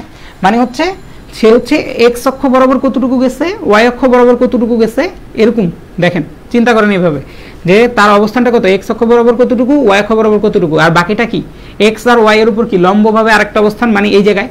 এই তো হচ্ছে ঘটনা, তাই না? তাহলে আপনাকে কি বের করতে হবে, আপনাকে বের করতে হবে কি, এটা কেমনে বলি আপনাদেরকে সহজভাবে, আপনাদেরকে বের করতে হবে যে এই অবস্থানটা, তাই না? তো এই অবস্থানটা যদি বের করতে হয় তাইলে হচ্ছে কি, এই যে আমার এই মূল বিন্দু থেকে এই যে এই কলমের যে মাথাটা এই পর্যন্ত নিতে হবে, তাই না? আচ্ছা আমি একটা কথা বলি, এই জায়গাটা বাদ দেই, এই জায়গাটা হচ্ছে আপনাদেরকে আমি না বলি, আপনাদেরকে ডিরেক্ট বলে দিই। ডিরেক্ট বলে দিলে যেটা হবে সেটা হচ্ছে যে আপনারা যদি এই যে বিপুল সংখ্যক অণু যে এলোমেলোভাবে গতিশীল, তাদের যে এক্স ওয়াই জেড তিনটা তল বরাবরই তাদের যে অবস্থান আছে, তো আপনি যদি এখান থেকে হিসাব করেন আপনি দেখবেন কি তিন তল বরাবরই তার যে বেগের গড় বর্গবেগ হয় সেটা কি হয়, সমান হয়। তো মনে করেন এক্স অক্ষ বরাবর গড় বর্গবেগ হচ্ছে ইউ স্কোয়ার, ওয়াই অক্ষ বরাবর হচ্ছে ভি স্কোয়ার, আর জেড অক্ষ বরাবর কি ডাব্লিউ স্কোয়ার। তো তিনটা বরাবরই যে গড় বর্গবেগ হবে সেটা কি হবে, সমান হবে। কেমন? তো আপনারা এইভাবেই জাস্ট মাথায় রাখেন। তাইলে এখন দেখেন তিনটা তল বরাবর যদি গড় বর্গবেগটা সমান হয় তাইলে আমি এটাকে কিভাবে লিখতে পারি, C square equal to U square plus V square plus W square, ঠিক আছে? তো এইভাবে আমরা জিনিসটাকে লিখতে পারি। তো তিনটা তল বরাবরই এটা ইয়া, আর হচ্ছে তিনটা তল বরাবরই কি এরা সমান সমান, এই জিনিসটাই আর কি এখন প্রুফ করতাম, কিন্তু প্রুফ করতেছি না আপাতত, আপনাদের হয়তো খারাপ লাগতে পারে সেই জন্য। তাহলে দেখেন তিনটা যদি সমান হয় তাহলে এই ভিকেও আমি কি ইউ লিখতে পারি, আবার এই ডাব্লিউকে আমি ইউ লিখতে পারি, তার মানে সি স্কোয়ার ইকুয়াল টু কি ইউ স্কোয়ার, এরকম, ঠিক আছে? তো এরকম যদি হয় জিনিসটা তাহলে আপনি কি এইটার জায়গায় কি এটাকে রিপ্লেস করে দিতে পারেন। তাহলে এখন দেখেন পি ইকুয়াল টু আমরা কি জানতাম, M by V into C square bar equals to কি এম বাই ভি, সি স্কোয়ারের জায়গায় কি হবে 3u বার স্কোয়ার, এরকম আসবে, তাই না? এটা কি, এটা হচ্ছে যে কোনো একটা অক্ষ বরাবর যেই গড় বর্গবেগ সেটা। তো এখন এখান থেকে আপনি কি পাবেন, এখান থেকে আপনি কি পাবেন, পি ইকুয়াল টু, আচ্ছা এখান থেকে কি পাবেন সেটা তো দেখাই যাচ্ছে, P equal to 3m by V into U square, এরকমই তো পেলাম, তাই না?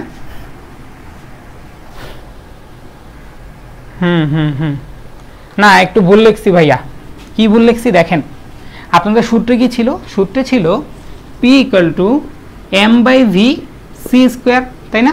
তো সি এর জায়গায় তো আপনি ভ্যালু বসাবেন, তো সি এর জায়গায় আমি যখন ভ্যালু বসাইছি এইটা চলে আসছে আমার ডিরেক্ট।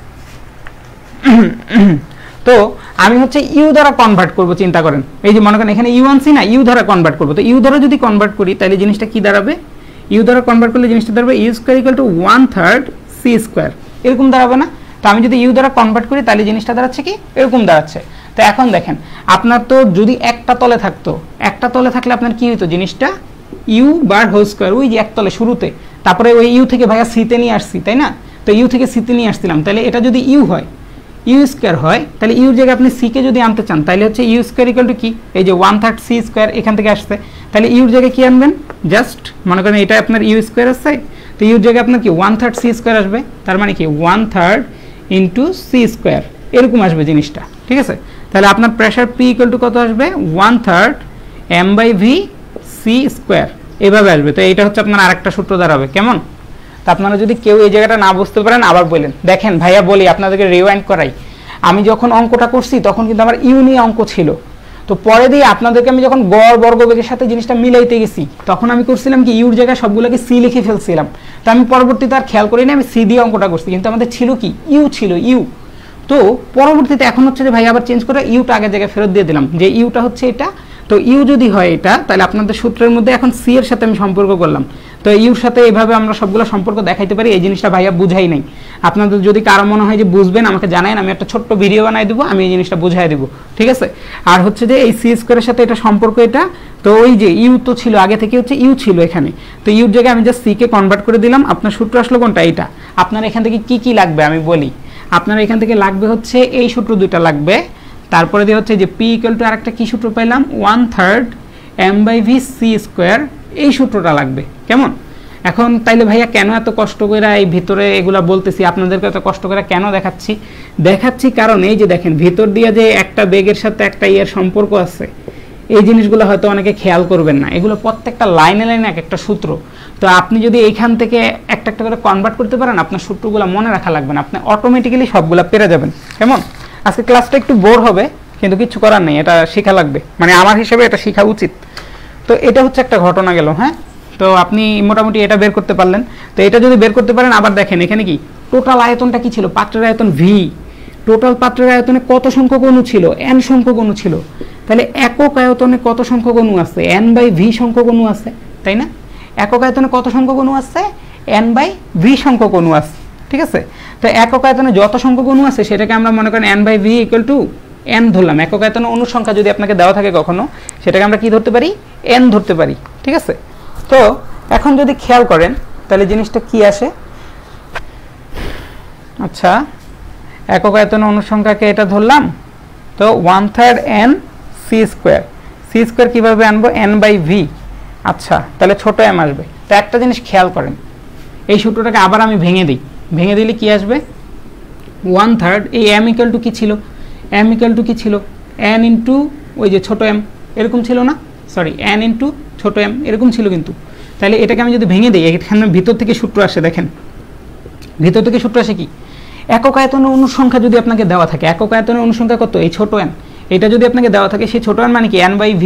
তার মানে এই n/v এর জায়গায় আপনি ছোট nটা বসাইতে পারেন, ঠিক আছে। তো এখন খেয়াল করেন, এখন তাহলে সূত্রটা কি দাঁড়ালো, আপনাকে যদি কোনো একটা গ্যাসের একটা অণুর ভর দেওয়া থাকে, এবং একটা অণুর ভর মনে করেন 1 গ্রাম, এবং একক আয়তনে অণুর সংখ্যা দেওয়া আছে 10⁻³ বা 1000টা, একক আয়তনে 1000টা করে অণু আছে, এবং তার যদি গড় বর্গবেগ দেওয়া থাকে, তার উপর প্রেসার কত সেটা আপনি এই সূত্র দিয়ে বের করতে পারবেন। তো এখানে কাজটা কি, কাজটা হচ্ছে যে কখন কোনটা দিবে সেটা দিয়ে আপনি কোন সূত্র ফেলবেন সেটা আপনার বুঝতে হবে। এবং সূত্রটা কীভাবে আসছে আশা করি বুঝতে পারছেন, যে n/n = কি, ছোট n, ঠিক আছে। তো এখানে এরকম একটা অঙ্ক থাকার কথা আমার কাছে, সেই অঙ্কটা কোনটা দাঁড়ান আমি একটু দেখি। একক আয়তনে অণুর সংখ্যা লাগতেছে কোথায়, এই যে দেখেন এই অঙ্কটা দেখেন, 25 মিটার কিউব আয়তন বিশিষ্ট কোনো গ্যাসের অণুর সংখ্যা কত, গ্যাসের আয়তন কত দেওয়া আছে, 25 মিটার/কিউব, ঠিক আছে, সরি 25 মিটার কিউব আয়তন দেওয়া আছে। তো কোনো একটা গ্যাস আছে, সেখানে অণুর সংখ্যা কত বা n এর ভ্যালু কত সেটা আপনার কাছ থেকে জানতে চাইছে, তাই না। তো আমরা একটু আগে ভাই একটা সূত্র দেখাইছি আপনাকে, হ্যাঁ, যে ভি আয়তনে আপনার থাকে কতটুকু, ভি আয়তনে থাকে হচ্ছে n সংখ্যক অণু। তাহলে একক আয়তনে অণুর সংখ্যা কত, n/v = n, এটা আমরা দেখলাম না একটু আগে। তো এখন দেখেন আপনাকে কি বলছে, অণুর সংখ্যা কত, কোনো গ্যাসের অণুর সংখ্যা কত। তো আপনাকে ভি দেওয়া আছে, আপনাকে টোটাল মানটা দেওয়া নাই, ব্যাপার কি, আমি কি কিছু বাদ দিলাম, দাঁড়ান ভাই একটু চেক করে নিই। হ্যাঁ ভাই একটু চেক করে নিই আমি যে এই সূত্রের মধ্যে কিছু বাদ দিয়েছি কিনা।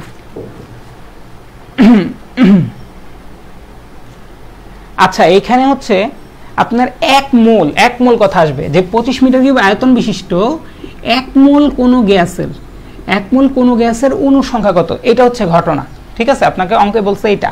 তো আপনি একটা জিনিস দেখেন, সেটার ক্ষেত্রে আমি কি করছি, আমার 25 মিটার কিউব মানে ভিতে আছে হচ্ছে 25 মিটার কিউবে আছে কত, n সংখ্যক।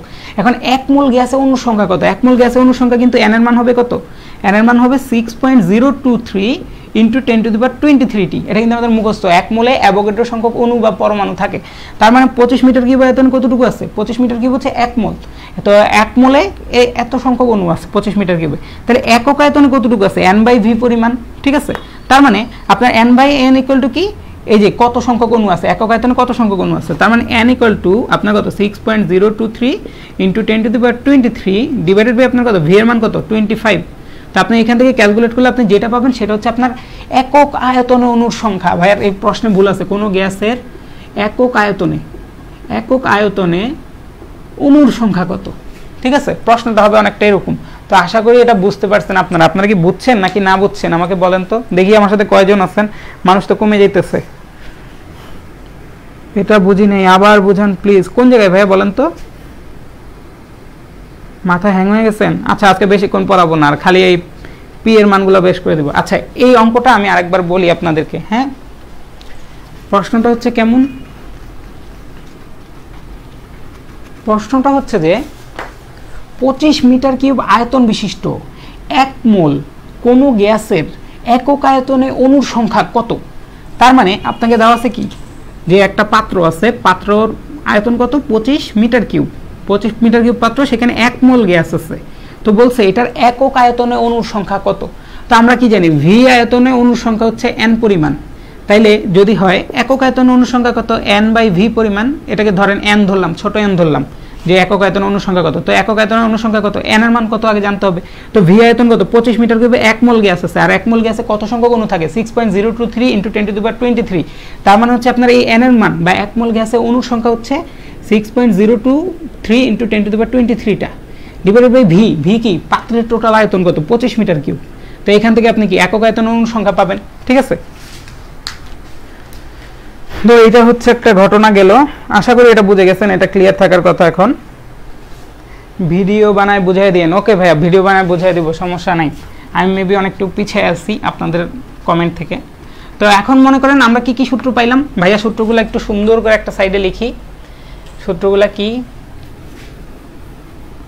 P = mn divided by l cube into C square, এরকম মনে হয় প্রথমটা ছিল, তাই না?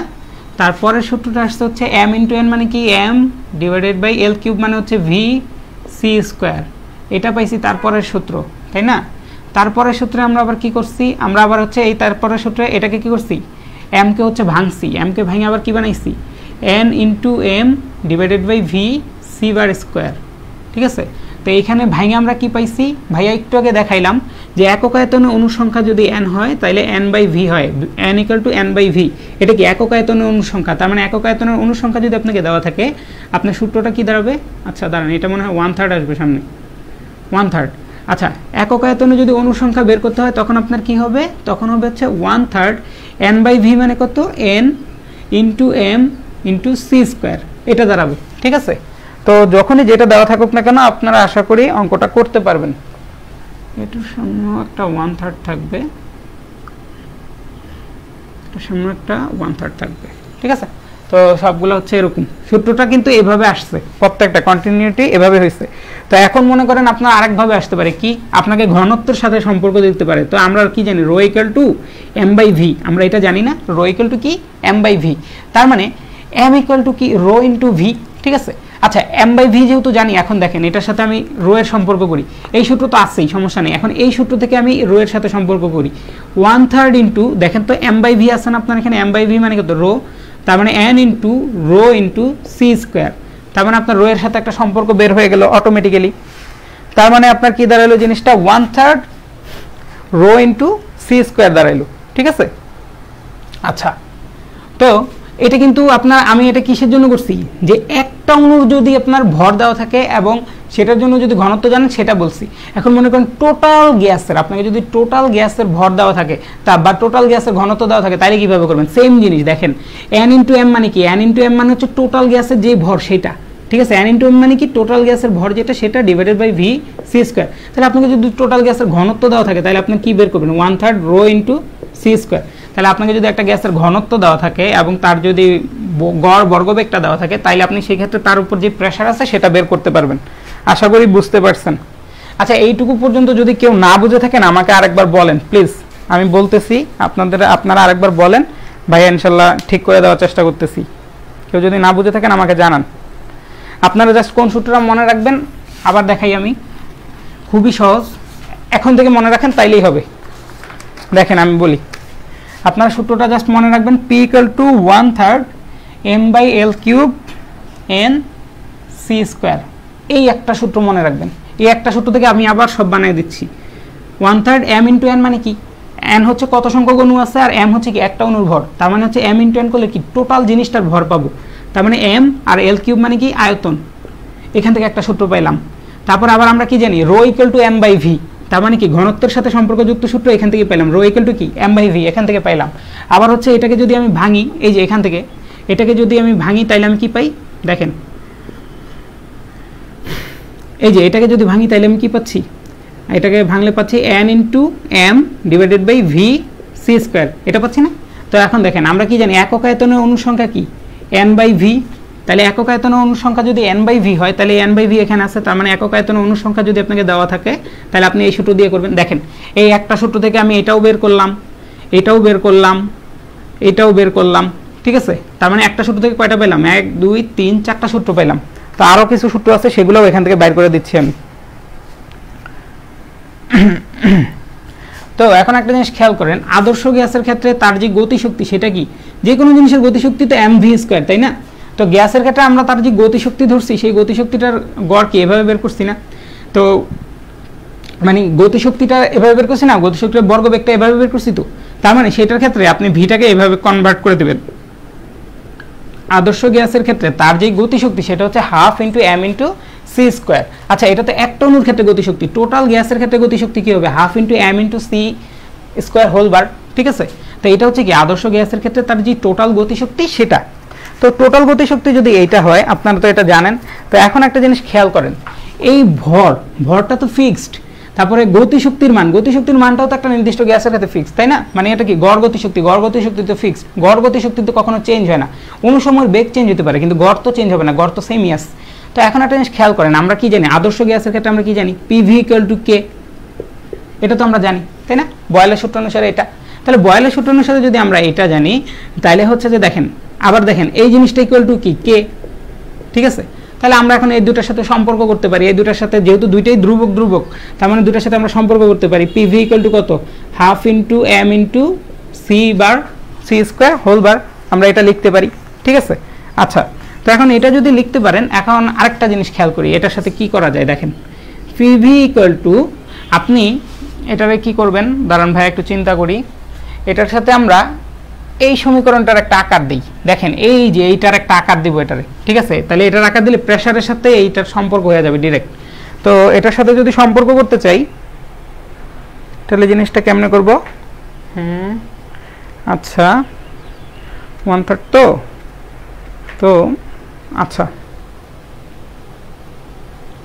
এখান থেকে না যাই, দাঁড়ান সম্পর্কটা ভাই অন্যভাবে বানাচ্ছি। আপনারা দেখেন আপনাদের যে এটার ক্ষেত্রে গ্যাসের যেই টোটাল যে আমার কি বলে গতিশক্তি ছিল সেই গতিশক্তি হচ্ছে এটা। তো গ্যাসের গতিশক্তির সাথে আমি পিভির একটা সম্পর্ক করি বা বয়লার সূত্রের একটা সম্পর্ক করি, সেই সম্পর্কটা এই জায়গা থেকেই আনি আমরা। হ্যাঁ, তো এই জায়গা থেকে আনি, এই জায়গা থেকে যদি আনি আমরা এখান থেকে কি দেখি, P into V equal to কত, P into V equal to 1/3 m C square. এই যে এখান থেকে করতেছি, এখান থেকে এটা বানাচ্ছি, এই দেখেন পি ইন্টু ভি করলাম তাহলে কি 1/3 m সি স্কোয়ার, এরকম আসছে না। মানে এটার সাথে এখন এটা সম্পর্ক করব, মানে আগে যেভাবে করছি ওইভাবে ঠিক হচ্ছিল না, এখন যেভাবে আছে সেভাবে করি। তো এখন দেখেন এটার সাথে যদি আমি গতিশক্তির সম্পর্ক করতে চাই, তো গতিশক্তি তো হচ্ছে হাফ m ভি স্কোয়ার, কিন্তু আমার তো আছে 1/3 m সি স্কোয়ার, তাহলে আমার কি হাফ m ভি স্কোয়ার আনতে হবে, তার মানে হাফ m সি স্কোয়ার, এইটুকু আমি লিখে ফেললাম। তাহলে আমি বাড়তি আনছি কি, বাড়তি আনছি নিচের একটা 2, তাহলে উপরে একটা 2 দিয়ে গুণ করতে হবে, এটা কাটা যাবে, সমস্যা তো নেই। তাহলে আপনার পিভি ইকুয়াল টু কি দাঁড়াচ্ছে, পিভি ইকুয়াল টু 2/3 ইন্টু এটার একটা নাম দেন, এটা কি গতিশক্তি না, গতিশক্তির নাম দেন ই, ঠিক আছে। তার মানে কি পিভি ইকুয়াল টু 2/3 ই বা ই ইকুয়াল টু কত 3/2 ইন্টু পিভি। তার মানে আপনাকে কোনো একটা গ্যাসের প্রেসার দেওয়া থাকলে আর পাত্রের আয়তন দেওয়া থাকলে আপনি তার যে গতিশক্তি সেটা এই সূত্র দিয়ে বের করতে পারবেন। দেখি কে কে আছেন, বুঝছেন কি না এটা কি বলছি, যদি না বুঝেন ভাইয়াকে একটু বলেন কষ্ট করে। এক অণুর ক্ষেত্রে গতিশক্তি কত, পোলাপাইন পেন খেয়ে গেছে আমি বুঝতে পারছি, কিন্তু জিনিসটা একটু মাথায় নিয়েন। হ্যাঁ, এই একটা সূত্র মনে রাখবেন, এই সূত্র থেকে এই 4টা সূত্র বানাবেন, আর তারপর হচ্ছে গতিশক্তির সাথে কিভাবে সম্পর্ক করলাম, এই পি ইন্টু ভি করলাম, এইটা করলাম। হ্যাঁ, একটা অণুর ক্ষেত্রে গতিশক্তি আমরা করব, এটা হচ্ছে টোটাল অণুর ক্ষেত্রে গতিশক্তি না, তাহলে একটা অণুর ক্ষেত্রে কত আসবে এটারে জাস্ট ভাঙিয়ে দিবেন, একটা অণুর ক্ষেত্রে আসবে কি m ইন্টু n, এই তো। তার মানে m ইন্টু n যদি হয়, আচ্ছা m ইন্টু n তো টোটালটার জন্য, তাহলে আপনি টোটালটাকে যদি n দিয়ে ভাগ করেন খালি চিন্তা করেন, এই যে দেখেন যে বলছেন একটা অণুর ক্ষেত্রে গতিশক্তি কত, একটা অণুর ক্ষেত্রে গতিশক্তি হবে m ইন্টু সি স্কোয়ার, এটা হবে। হ্যাঁ, তো এখন মনে করেন আপনাকে টোটালটা দেওয়া আছে, তো টোটালটা দেওয়া আছে তার মানে m ইন্টু n এর জন্য আপনাকে দেওয়া আছে, তাই না? টোটাল ভরের জন্য গতিশক্তি দেওয়া আছে। তো আপনার একটা অণুর জন্য গতিশক্তি কত হবে, জাস্ট এই n দিয়ে ভাগ করবেন। এখন আপনাকে যদি বলে 1 মোল, তাহলে আপনি n দিয়ে ভাগ করা মানে কি, তার মানে হচ্ছে আপনি 6.023 ইন্টু 10⁻23 দিয়ে ভাগ করবেন। যদি বলে 2 মোল, তাহলে আপনি 2 ইন্টু অত সংখ্যক দিয়ে করবেন। যদি বলে 1000টা অণু আছে, তাহলে আপনি 1000 দিয়ে ভাগ করবেন, তাহলে হচ্ছে আপনার একটা অণুর জন্য পেয়ে যাবেন। এছাড়াও আপনার আরো সূত্র আছে, সেটা দিয়েও করতে পারবেন, সেগুলো আমি দেখাচ্ছি। আসলে বুঝছেন নাকি বলতেছেন এমনি যে ভাইয়া খুব ভালোভাবে বুঝছি, মজা নিতেছেন? তো যাই হোক, গতিশক্তির সাথে সম্পর্কটা টের পেয়েছেন তো?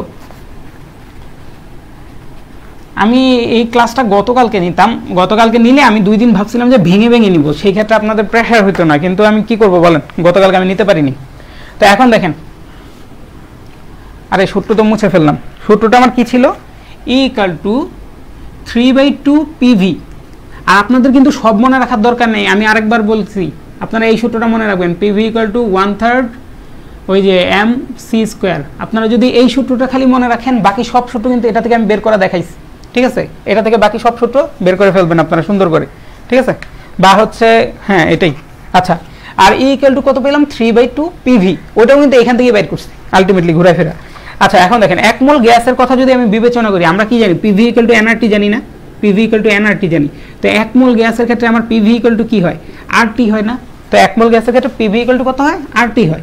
আবার এইখানের ক্ষেত্রে আমি কি বের করছি, গতিশক্তির সাথে সম্পর্কের ক্ষেত্রে কি করছি, PV = 2/3 ইন্টু E করছি। আপনারা যারা খাতায় তুলতেছেন তারা হয়তোবা খেয়াল আছে, এই যে এটা একটু আগে বের করলাম না, PV = কত, 2/3 ইন্টু E।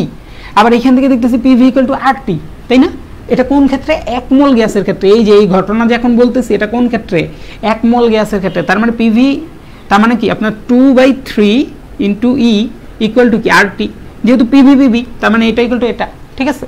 তো এটা যদি হয়, তাহলে এখান থেকে আবার আপনি বের করতে পারবেন E = কি 3/2 RT।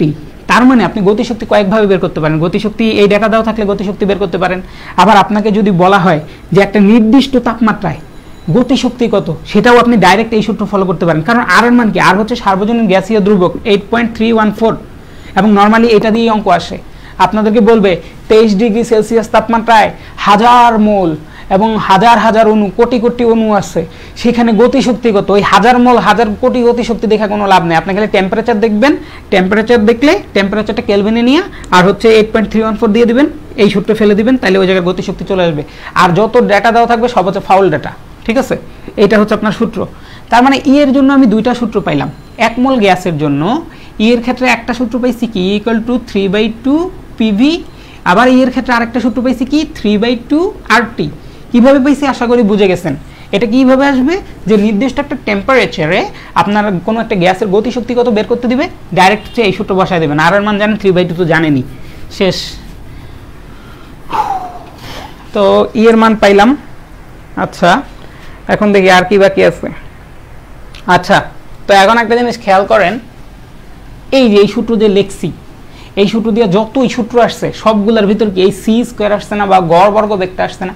তো এখন এই গড় বর্গ বেগটা বের করাও তো আমার জন্য একটা ইম্পর্টেন্ট ব্যাপার, যে গড় বর্গ বেগের মান তো আমার জানতে হবে, নাহলে তো আমি ডেটা বের করতে পারবো না বা উত্তর বের করতে পারবো না। তো গড় বর্গ বেগটা আমরা কিভাবে বের করতে পারি সেটা এখন একটু দেখাই। হ্যাঁ, এখন দেখেন 1 মোল গ্যাসের ক্ষেত্রে, আবারও 1 মোল গ্যাসের ক্ষেত্রে আমরা কি জানি, PV = RT সূত্র, ঠিক আছে? আবার দেখেন আপনার, আমরা শুরুর সূত্রটা কি ছিল, PV = কি ছিল, 1/3 into m into n c², m into n c², এটা ছিল না? এটা কিন্তু সেম জিনিস, কারণ m ইন্টু n মানে কি, m বড় m, এই যেটাই। তো আমরা তো এটা জানি, তাই না? তো 1 মোল গ্যাসের ক্ষেত্রে সূত্র এটা, 1 মোল গ্যাসের ক্ষেত্রে সূত্র এটা, তাহলে c² এখান থেকে বের করব। তার মানে কি, RT = 1/3 m into n c², এটা বলতে পারি। তো আমার c² বের করার টার্গেট, তো c² যদি বের করি তাহলে কত, 3RT / mn। এখন দেখেন c² এর মান এটা না, তো c² এর মান কিন্তু আপনি পেয়ে গেলেন, ঠিক আছে? তো c² মান যদি পেয়ে যান, একটা জিনিস খেয়াল করেন, এখানে আপনাকে কি বলতে পারে, যে একটা অণুর ভর দেওয়া আছে, ওখানে কয় মোল গ্যাস উপস্থিত আছে সেটা বলা থাকবে, আর হচ্ছে টেম্পারেচারটা বলা থাকবে। তাহলে সেই মোমেন্টে আপনার c² এর মান কত আপনি জেনে যাবেন। অথবা আপনাকে বললো যে 30 ডিগ্রি সেলসিয়াস তাপমাত্রায় অক্সিজেন গ্যাসের যে গড় বেগ গড় বর্গবেগ সেটা বের করো। আপনাকে যদি এটা বলে গড় বর্গবেগ তো এইটা 30 ডিগ্রি সেলসিয়াস তাপমাত্রায় অক্সিজেন গ্যাসের 1 মোল অক্সিজেন গ্যাসের বলে দিল, ঠিক আছে। তাহলে আপনি কি করবেন, 30 ডিগ্রি সেলসিয়াস তাপমাত্রা মানে আপনি টেম্পারেচার টি জানেন, আর 1 মোল অক্সিজেন গ্যাস বলা মানে কি 1 মোলের মধ্যে কতটুকু আছে, 1 মোল অক্সিজেন গ্যাস মানে হচ্ছে আপনার 32 গ্রাম, ঠিক আছে। 1 মোল অক্সিজেন গ্যাস মানে কত, 32 গ্রাম। তার মানে হচ্ছে এই m ইন্টু n মানে কি টোটাল ভর যেটা সেটা না। তো 1 মোল গ্যাসের মধ্যে যা থাকে এটার অণুগুলার ভর তো সেই সমানই, অণুগুলার ভর যোগ করলে তো 1 মোলের গ্যাসের ভরের সমান হবে, তাই না। তাহলে আপনি এখানে ডিরেক্ট 32 দিবেন, 32 ইন্টু 10 ইনভার্স 3, কারণ 32 কি গ্রামে আসে, আপনাকে কেজিতে নিতে হবে, ঠিক আছে। তো আশা করি বুঝতে পারছেন।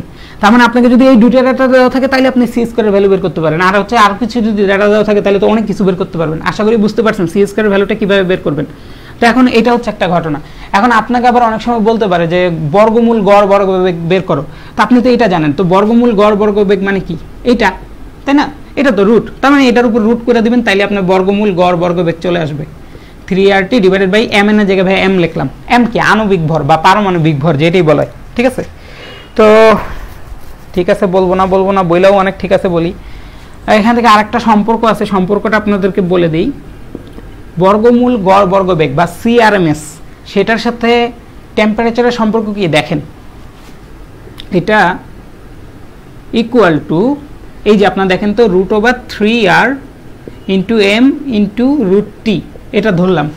এখন সব জায়গায় স্কোয়ার করে দেন, স্কোয়ার করে দিলে কি আসবে, এইটা equal to 3r/m into t, তাই না। এখন দেখেন 3r/m, 3 তো ফিক্সড, r এর ভ্যালু 8.314 আর m এর ভ্যালু একটা নির্দিষ্ট গ্যাসের ক্ষেত্রে ফিক্স, তার মানে কি এই সবগুলা কি আপনার ধ্রুবক না। তো ধ্রুবক যদি হয় c স্কোয়ার সমানুপাতিক t, ঠিক আছে। তার মানে আপনার গড় বর্গবেগটা হচ্ছে কোন স্থানের টেম্পারেচারের সমানুপাতিক, তার মানে টেম্পারেচার বাড়লে গড় বর্গবেগ বাড়বে, টেম্পারেচার কমলে গড় বর্গবেগ কমবে, এই হচ্ছে ঘটনা, ঠিক আছে। আচ্ছা, তো এটার কিন্তু আরো দুইটা নাম আছে, CRMS বললো এটা বুঝে নেবেন, শুধু সি বললো এটা বুঝে নেবেন। আশা করি ক্লিয়ার আপনারা। তো এই ছিল মোটামুটি ঘটনা। এখন আরেকটা সূত্র আছে সেটা বলবো, আর একটা দুইটা সূত্র আছে সেটা বলবো, তারপর ছুটি দিয়ে দেব।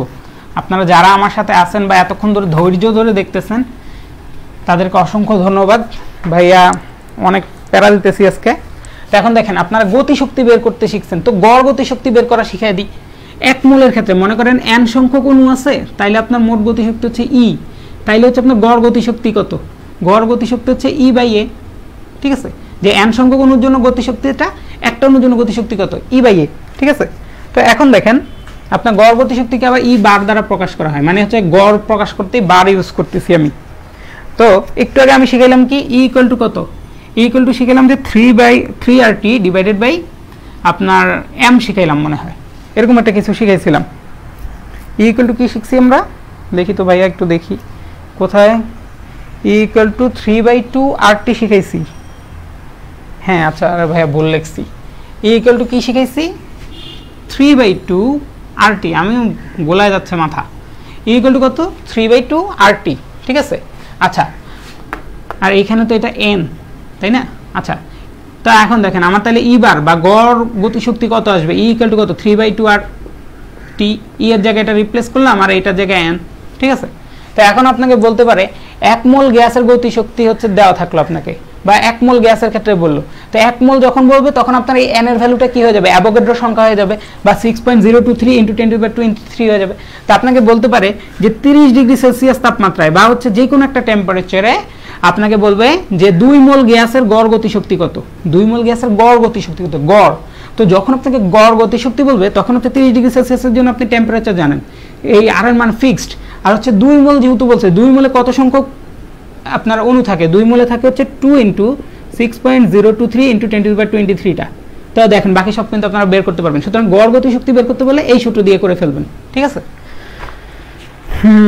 আচ্ছা, তো এখান থেকে আরেকটা জিনিস বলার আছে ভাইয়ার, সেটা আপনাদেরকে দেখায় দিই। গড় গতিশক্তি যখন বের করতেছি তখন আমরা কি দেখতেছি, 3/2 × r/na × t, এরকম না ব্যাপারটা। তো এই জিনিসটা কিন্তু ধ্রুবক, তার মানে এখানের ক্ষেত্রে আমরা কি পাচ্ছি, E বার ইকুয়াল টু E বার সমানুপাতিক t, তার মানে তাপমাত্রা বাড়লে গড় গতিশক্তি বাড়ে, তাপমাত্রা কমলে গড় গতিশক্তি কমে। এটা আমার দেখানোর বিষয় না, আমার দেখানোর বিষয় হচ্ছে এই r/na। বিজ্ঞানীরা বলতেছে যে r এর মান তো ফিক্সড, আর n এর মান তো নির্দিষ্ট গ্যাসের ক্ষেত্রে ফিক্সড, বা n এর মানটা কি আপনার, n এর মানটা হচ্ছে যে অ্যাভোগাড্রো সংখ্যা, এন এর মানটা তো ফিক্সড। এটা মনে করেন 1 মোল গ্যাসের ক্ষেত্রে 1 মোল গ্যাসের মধ্যে তো 6.023 × 10⁻23 সংখ্যকই থাকবে। তাহলে 1 মোল গ্যাসের ক্ষেত্রে যদি হয় শুধুমাত্র, তখন হচ্ছে এই r/n এর মানটা কি হবে? এই r/n এর মানটা কিন্তু ফিক্সড হবে। এই r/n এর মানটাকে তখন আমরা কি বলতেছি? একটা ধ্রুবক, যে ধ্রুবকের নাম হচ্ছে কে, সেই ধ্রুবকের নাম কে দিছে? কে বিজ্ঞানী বোলজম্যান, ঠিক আছে, বোলজম্যান। এবং এই r/n এর মানটা যে একটা ধ্রুবক, এটাকে বলা হয় বোলজম্যানের ধ্রুবক, ঠিক আছে। বোলজম্যানের ধ্রুবকের মানটা আপনাদের জন্য ইম্পর্টেন্ট, যারা মেডিকেল ভার্সিটি যাই করেন না কেন, এই মানটা আসে 1.38 × 10⁻23 জুল পার কেলভিন। এটা হচ্ছে বোলজম্যান ধ্রুবক। তার মানে বোলজম্যান ধ্রুবক কি? বোলজম্যান ধ্রুবক k = r/n, আর সেটা কোথা থেকে আসছে? সেটা এখান থেকে আসছে, গড় গতিশক্তি থেকে এটা আসছে, ঠিক আছে। তার মানে r/n এটা হচ্ছে কি আপনার হচ্ছে বোলজম্যান ধ্রুবক, এবং এই জিনিসটার মান কত? 1.38 × 10⁻23 জুল পার কেলভিন। বলার আগে মুখের আগায় থাকতে হবে, এটা যাতে মাথায় থাকে। আচ্ছা, একটা জিনিস কিন্তু মিক্স করবেন না, এটা হচ্ছে r/n হচ্ছে বোলজম্যান ধ্রুবক, আর এটা কিন্তু সার্বজনীন গ্যাসীয় ধ্রুবক 8.314। এটা যাতে আবার ভুল না হয়, একটা লিখতে গিয়ে আরেকটা করে ফেলেন না। তো এখন এই জায়গাটা আমি ছাড়লাম। তো এখন মনে করেন আপনাকে যদি বলে একটা অণুর ক্ষেত্রে গতিশক্তি কত, ওই যে একটু আগে একবার দেখাইছিলাম, এখন আবার দেখাই, সমস্যা নেই। একটা অণুর ক্ষেত্রে গতিশক্তি সেটা বের করব, ঠিক আছে। তো দেখি 3/2 kT জানি কই পেলাম আমরা। আচ্ছা, গড় গতিশক্তির মধ্যে একটু কথা বাকি ছিল, সেটা হচ্ছে যে আপনাকে r/n এর মান কিন্তু আমরা কে ধরছি, মানে বোলজম্যান ধ্রুবক। তার মানে অনেক ক্ষেত্রে আপনাকে শুধু টেম্পারেচার দেওয়া থাকবে, শুধু টেম্পারেচার দিয়ে আপনাকে বলবে যে 1 মোল গ্যাসের জন্য মনে করেন অক্সিজেন, মনে করেন 50 ডিগ্রি সেলসিয়াস তাপমাত্রায় অক্সিজেনের গড় গতিশক্তি যেটা, সেটা বের করো। তো আপনি 50 ডিগ্রি সেলসিয়াস তাপমাত্রার জন্য অক্সিজেনের গড় গতিশক্তি বের করবেন, তো 50 ডিগ্রি সেলসিয়াসের জন্য আপনি টেম্পারেচার জানেন। আর হচ্ছে দেখেন 1 মোল গ্যাসের জন্য বলছে না, তো আমরা কি জানি 1 মোল গ্যাস যখন, তখন তো এখানে n এর সংখ্যক জিনিসই থাকবে বা অ্যাভোগাড্রো সংখ্যক অণুই থাকবে। তার মানে r/n এর মানটা ফিক্স হবে। আর যখনই 1 মোল বলবে তার মানে কি r/n এর মান ফিক্স, তার মানে কি k = r/n। তার মানে এটা কি বোলজম্যান ধ্রুবক। তার বোলজম্যান ধ্রুবকের মান তো আমাদের মুখস্থ 1.38 × 10⁻23, তাই না? এই হচ্ছে ঘটনা। তো এখন খেয়াল করে দেখেন, আপনি কিন্তু বোলজম্যান ধ্রুবকের মান কখন ইউজ করতে পারবেন? যখন হচ্ছে আপনার 1 মোল গ্যাস, 1 মোলের যদি বেশি কম থাকে তাইলে কিন্তু হবে না, এটা কিন্তু মাথায় রাখেন। 1 মোলের বেশি কম হলে আবার আগে সূত্রে ফেরত যেতে হবে, মানে n এর ভ্যালুটা তখন চেঞ্জ হবে, তখন এটা আর a হবে না, তখন n হবে শুধু, তখন আপনার সংখ্যাটা জানতে হবে। আর যদি 1 মোল বলে তাইলে na আছে এখানে, বা অ্যাভোগাড্রো সংখ্যক অণু আছে। তো এই হচ্ছে ঘটনা। তো আপনি এখান থেকে গড় গতিশক্তিটা বের করতে পারছেন, ঠিক আছে। আচ্ছা, এটা কি 1 মোল গ্যাসের জন্য। তো এখন যদি একটু চিন্তা করি আমরা, যে মনে করেন আপনাকে বললো যে কোনো একটা গ্যাসের একটা অণুর গতিশক্তি কত, তো একটা অণুর গতিশক্তি যদি আমাকে বের করতে বলে, তাহলে আমি কি জানি? গড় গতিশক্তিটা আসলে কি? গড় বলতে কি বোঝায় দেখেন তো? গড় বলতে বোঝায় যে আমার যদি 3টা বস্তু থাকে, মনে করেন আমার 3টা বস্তু আছে, 3 + 3 + 3 / 3, তার মানে 3 × 3 = 9/3, তার মানে এক একজনের ভাগে কত পড়ছে? 3 করে পড়ছে না? এক একজনের ভাগে কত করে পড়ছে সেটাই তো আমি গড় থেকে পাই। তো আমাকে যদি গড় গতিশক্তি দেওয়া থাকে কোনো ক্ষেত্রে, গড় গতিশক্তি মানে কিন্তু একটা অণুর গতিশক্তি, ঠিক আছে। মনে করেন যে 10টা অণু ছিল, প্রত্যেকটা অণু ছিল কত করে? 10 10 10, সরি 3টা অণু ছিল, 3টা অণুর গতিশক্তি হচ্ছে 10 10 10। টোটালটা ডিভাইডেড বাই যখন 3 করব তখনই তো আমি গড় গতিশক্তি পাবো, তাই না? তো টোটালটা ডিভাইডেড বাই 3 করলে কত? আমি 10ই পাবো, ঠিক আছে। মানে একটা অণুর গতিশক্তি কত, সেটা হচ্ছে আমার গড় গতিশক্তি। এটা কিন্তু মাথায় রাখবেন, গড় গতিশক্তি মানে কি? একটা অণুর গতিশক্তি, ঠিক আছে। তার মানে 3/2 kT কি নির্দেশ করে? একটা অণুর গতিশক্তি। কয়টা অণুর? একটা অণুর গতিশক্তি। তো একটা অণুর গতিশক্তি এটা। আবার মনে করেন আমি যদি একটা অণুর গতিশক্তি নরমালি চিন্তা করি, 1/2 × ছোট m, একটা অণুর ভর যদি m হয়, আর হচ্ছে তাদের বেগ কত? c², এই তো। তার মানে এই দুইটাকে আপনি ইকুয়াল বলতে পারেন। তার মানে এটাও একটা অণুর গতিশক্তি, এটাও একটা অণুর গতিশক্তি, আর দুইটা কি ইকুয়াল। তো এখান থেকে আমরা আবার চাইলে হচ্ছে এই যে আপনার এই যে c² এর মান বের করতে পারি। c² এর মান কত আসে? এখান থেকে 1/2 কাটেন, 2 কাটেন, তার মানে 3 kT / m। তার মানে আপনার c এর ভ্যালু বা হচ্ছে গড় বেগের ভ্যালু হচ্ছে 3 kT / m। আশা করি বুঝতে পারছেন। ওই যে কে জানি বলছিলেন একটা অণুর গতিশক্তি কিভাবে করব? ভাইয়া এইভাবে একটা অণুর গতিশক্তি করা যায়। তো দেখি আপনারা কয়জন আছেন আমার সাথে। আমার সাথে মনে হয় না বেশি মানুষ আছেন, আমি এতক্ষণ চেকই করিনি, ঠিক আছে। আমাদেরও গোলায় যায়। আচ্ছা, এই আপনারা যারা আছেন তারা কি বুঝতে পারছেন আমি কি করছি, এতক্ষণ কি করছি, এগুলো কি বুঝছেন কিছু? আপনাদের কি লাগবে আমি আবার বলে দিই। আমি আসলে চাই না আপনারা কেউ সূত্র মুখস্থ করেন, প্রথম কথা হচ্ছে এটা। কারণ হচ্ছে এই যে থিওরি দেখেন মাঝখানে কোনটা হচ্ছে 1 মোলের জন্য, কোনটা একটা অণুর জন্য, গড় গতিশক্তি বলতে কি বোঝায়, এগুলো যদি থিওরি না পড়েন তাহলে বুঝবেন না, খালি সূত্রই বুঝলেন। এখন কোনটা 1 মোলের জন্য আর কোনটা একটার জন্য সেটা তো আপনার বুঝতে হবে, সেটা বুঝতে হলে আপনার থিওরিটা লাগবে। তো আপনাদের এখান থেকে কি লাগবে, এখান থেকে লাগবে হচ্ছে আমি আপনাদেরকে যেটা মানে সাজেস্ট করব, আপনারা এখান থেকে এই সূত্রটা মাস জানবেন, ঠিক আছে, এই সূত্রটা মাস জানবেন, তারপরে হচ্ছে যে আপনার এই সূত্রটা মাস জানবেন, ঠিক আছে, এই জিনিসগুলো মাস জানবেন, এগুলো থেকে বাকি সব বের করতে পারবেন। আর ওইটার ক্ষেত্রে কি জানতে হবে, ওইটার ক্ষেত্রে জানতে হবে P = 1/3 mc², এটা জানলে ওইটা থেকে সবগুলো সূত্র বের করতে পারবেন, ঠিক আছে। আচ্ছা m/v কই বলপান, হ্যাঁ ছুটি দিয়ে দেবো। জি ভাইয়া বুঝছেন কি না আমরা বলেন তো কতটুকু বুঝছেন, যদি না বুঝে থাকেন আমাকে একটু বলেন কি ইয়ো। আচ্ছা এখন দেখেন আপনাদের কাজ কি, আমি ভাবছিলাম যে এই যে দেখেন এখানে আমি যা যা প্রুফ করাইছি না, প্রুফের সাথে সাথে কিছু ম্যাথ রাখছিলাম, যে আমি ভাবছি যে এই প্রুফের অনুযায়ী ম্যাথটা করাই দেব। তো আপনারা ভিডিও দেখে এই ম্যাথগুলোকে একটু টুকে নেবেন, টুকে নিয়ে আপনারা ম্যাথগুলো সলভ করবেন, আপনার প্রুফটা নিজেরা আরেকবার পড়বেন, আরেকবার দেখবেন, ভাইয়ার ভিডিও দরকার হলে আরেকবার দেখবেন, দেখে দেখে প্রুফটা বুঝবেন, প্রুফটা বুঝে যখন শেষ তখন হচ্ছে এখান থেকে একটা করে প্রশ্ন পড়বেন, প্রশ্ন পড়ে দেখবেন কি চাইছে, সেটা প্রুফের কোন জায়গায় আছে সেটা একটু মাথায় চিন্তা করে সূত্রটা বের করে করবেন, ঠিক আছে। এই চ্যাপ্টারে কিন্তু বহুত সূত্র, হ্যাঁ, তো এত সূত্র মনে রাখা যায় না, যেই কারণে ভাইয়া করতাম কি প্রুফটা মনে রাখতাম, মানে আমার কথা বলতেছি, আমার টেকনিক, আমি প্রুফটা মনে রাখতাম, প্রুফটা মনে রাখলে প্রুফের কয়েকটা কি পয়েন্ট মনে রাখতাম, ওই কি পয়েন্ট থেকে আমি বাকি সূত্রগুলো বের করতে পারতাম। তো আমার যেটা চাইতো আমি সেটা ওইখান থেকে বের করে নিতাম, আমার বের করতে হায়েস্ট লাগতো 30 থেকে 40 সেকেন্ড, আপনাদেরও এরকম লাগবে, শুরুতে বেশি লাগবে তারপর কমে যাবে জিনিসটা, ঠিক আছে। তো আপনাদের কাজ হচ্ছে এই প্রুফটা পড়ে এই একটা করে সবগুলো অঙ্ক সলভ করে ফেলা, এবং সবগুলো অঙ্ক একদম ডিরেক্ট সূত্রের মধ্যে পড়বে, এটা আমি বলে দিলাম, কোনো ক্রিটিক্যাল কিছু নাই এখানে, ক্রিটিক্যাল জিনিসগুলো আমি দেখাবো সামনে, ঠিক আছে ভাইয়ারা। ক্লাস নোট আপলোড দিলে চেক করে ভুল হলে বলে দিন প্লিজ। হ্যাঁ আমি চেক করছি তো, কালকেরগুলো সব চেক করে দিছি।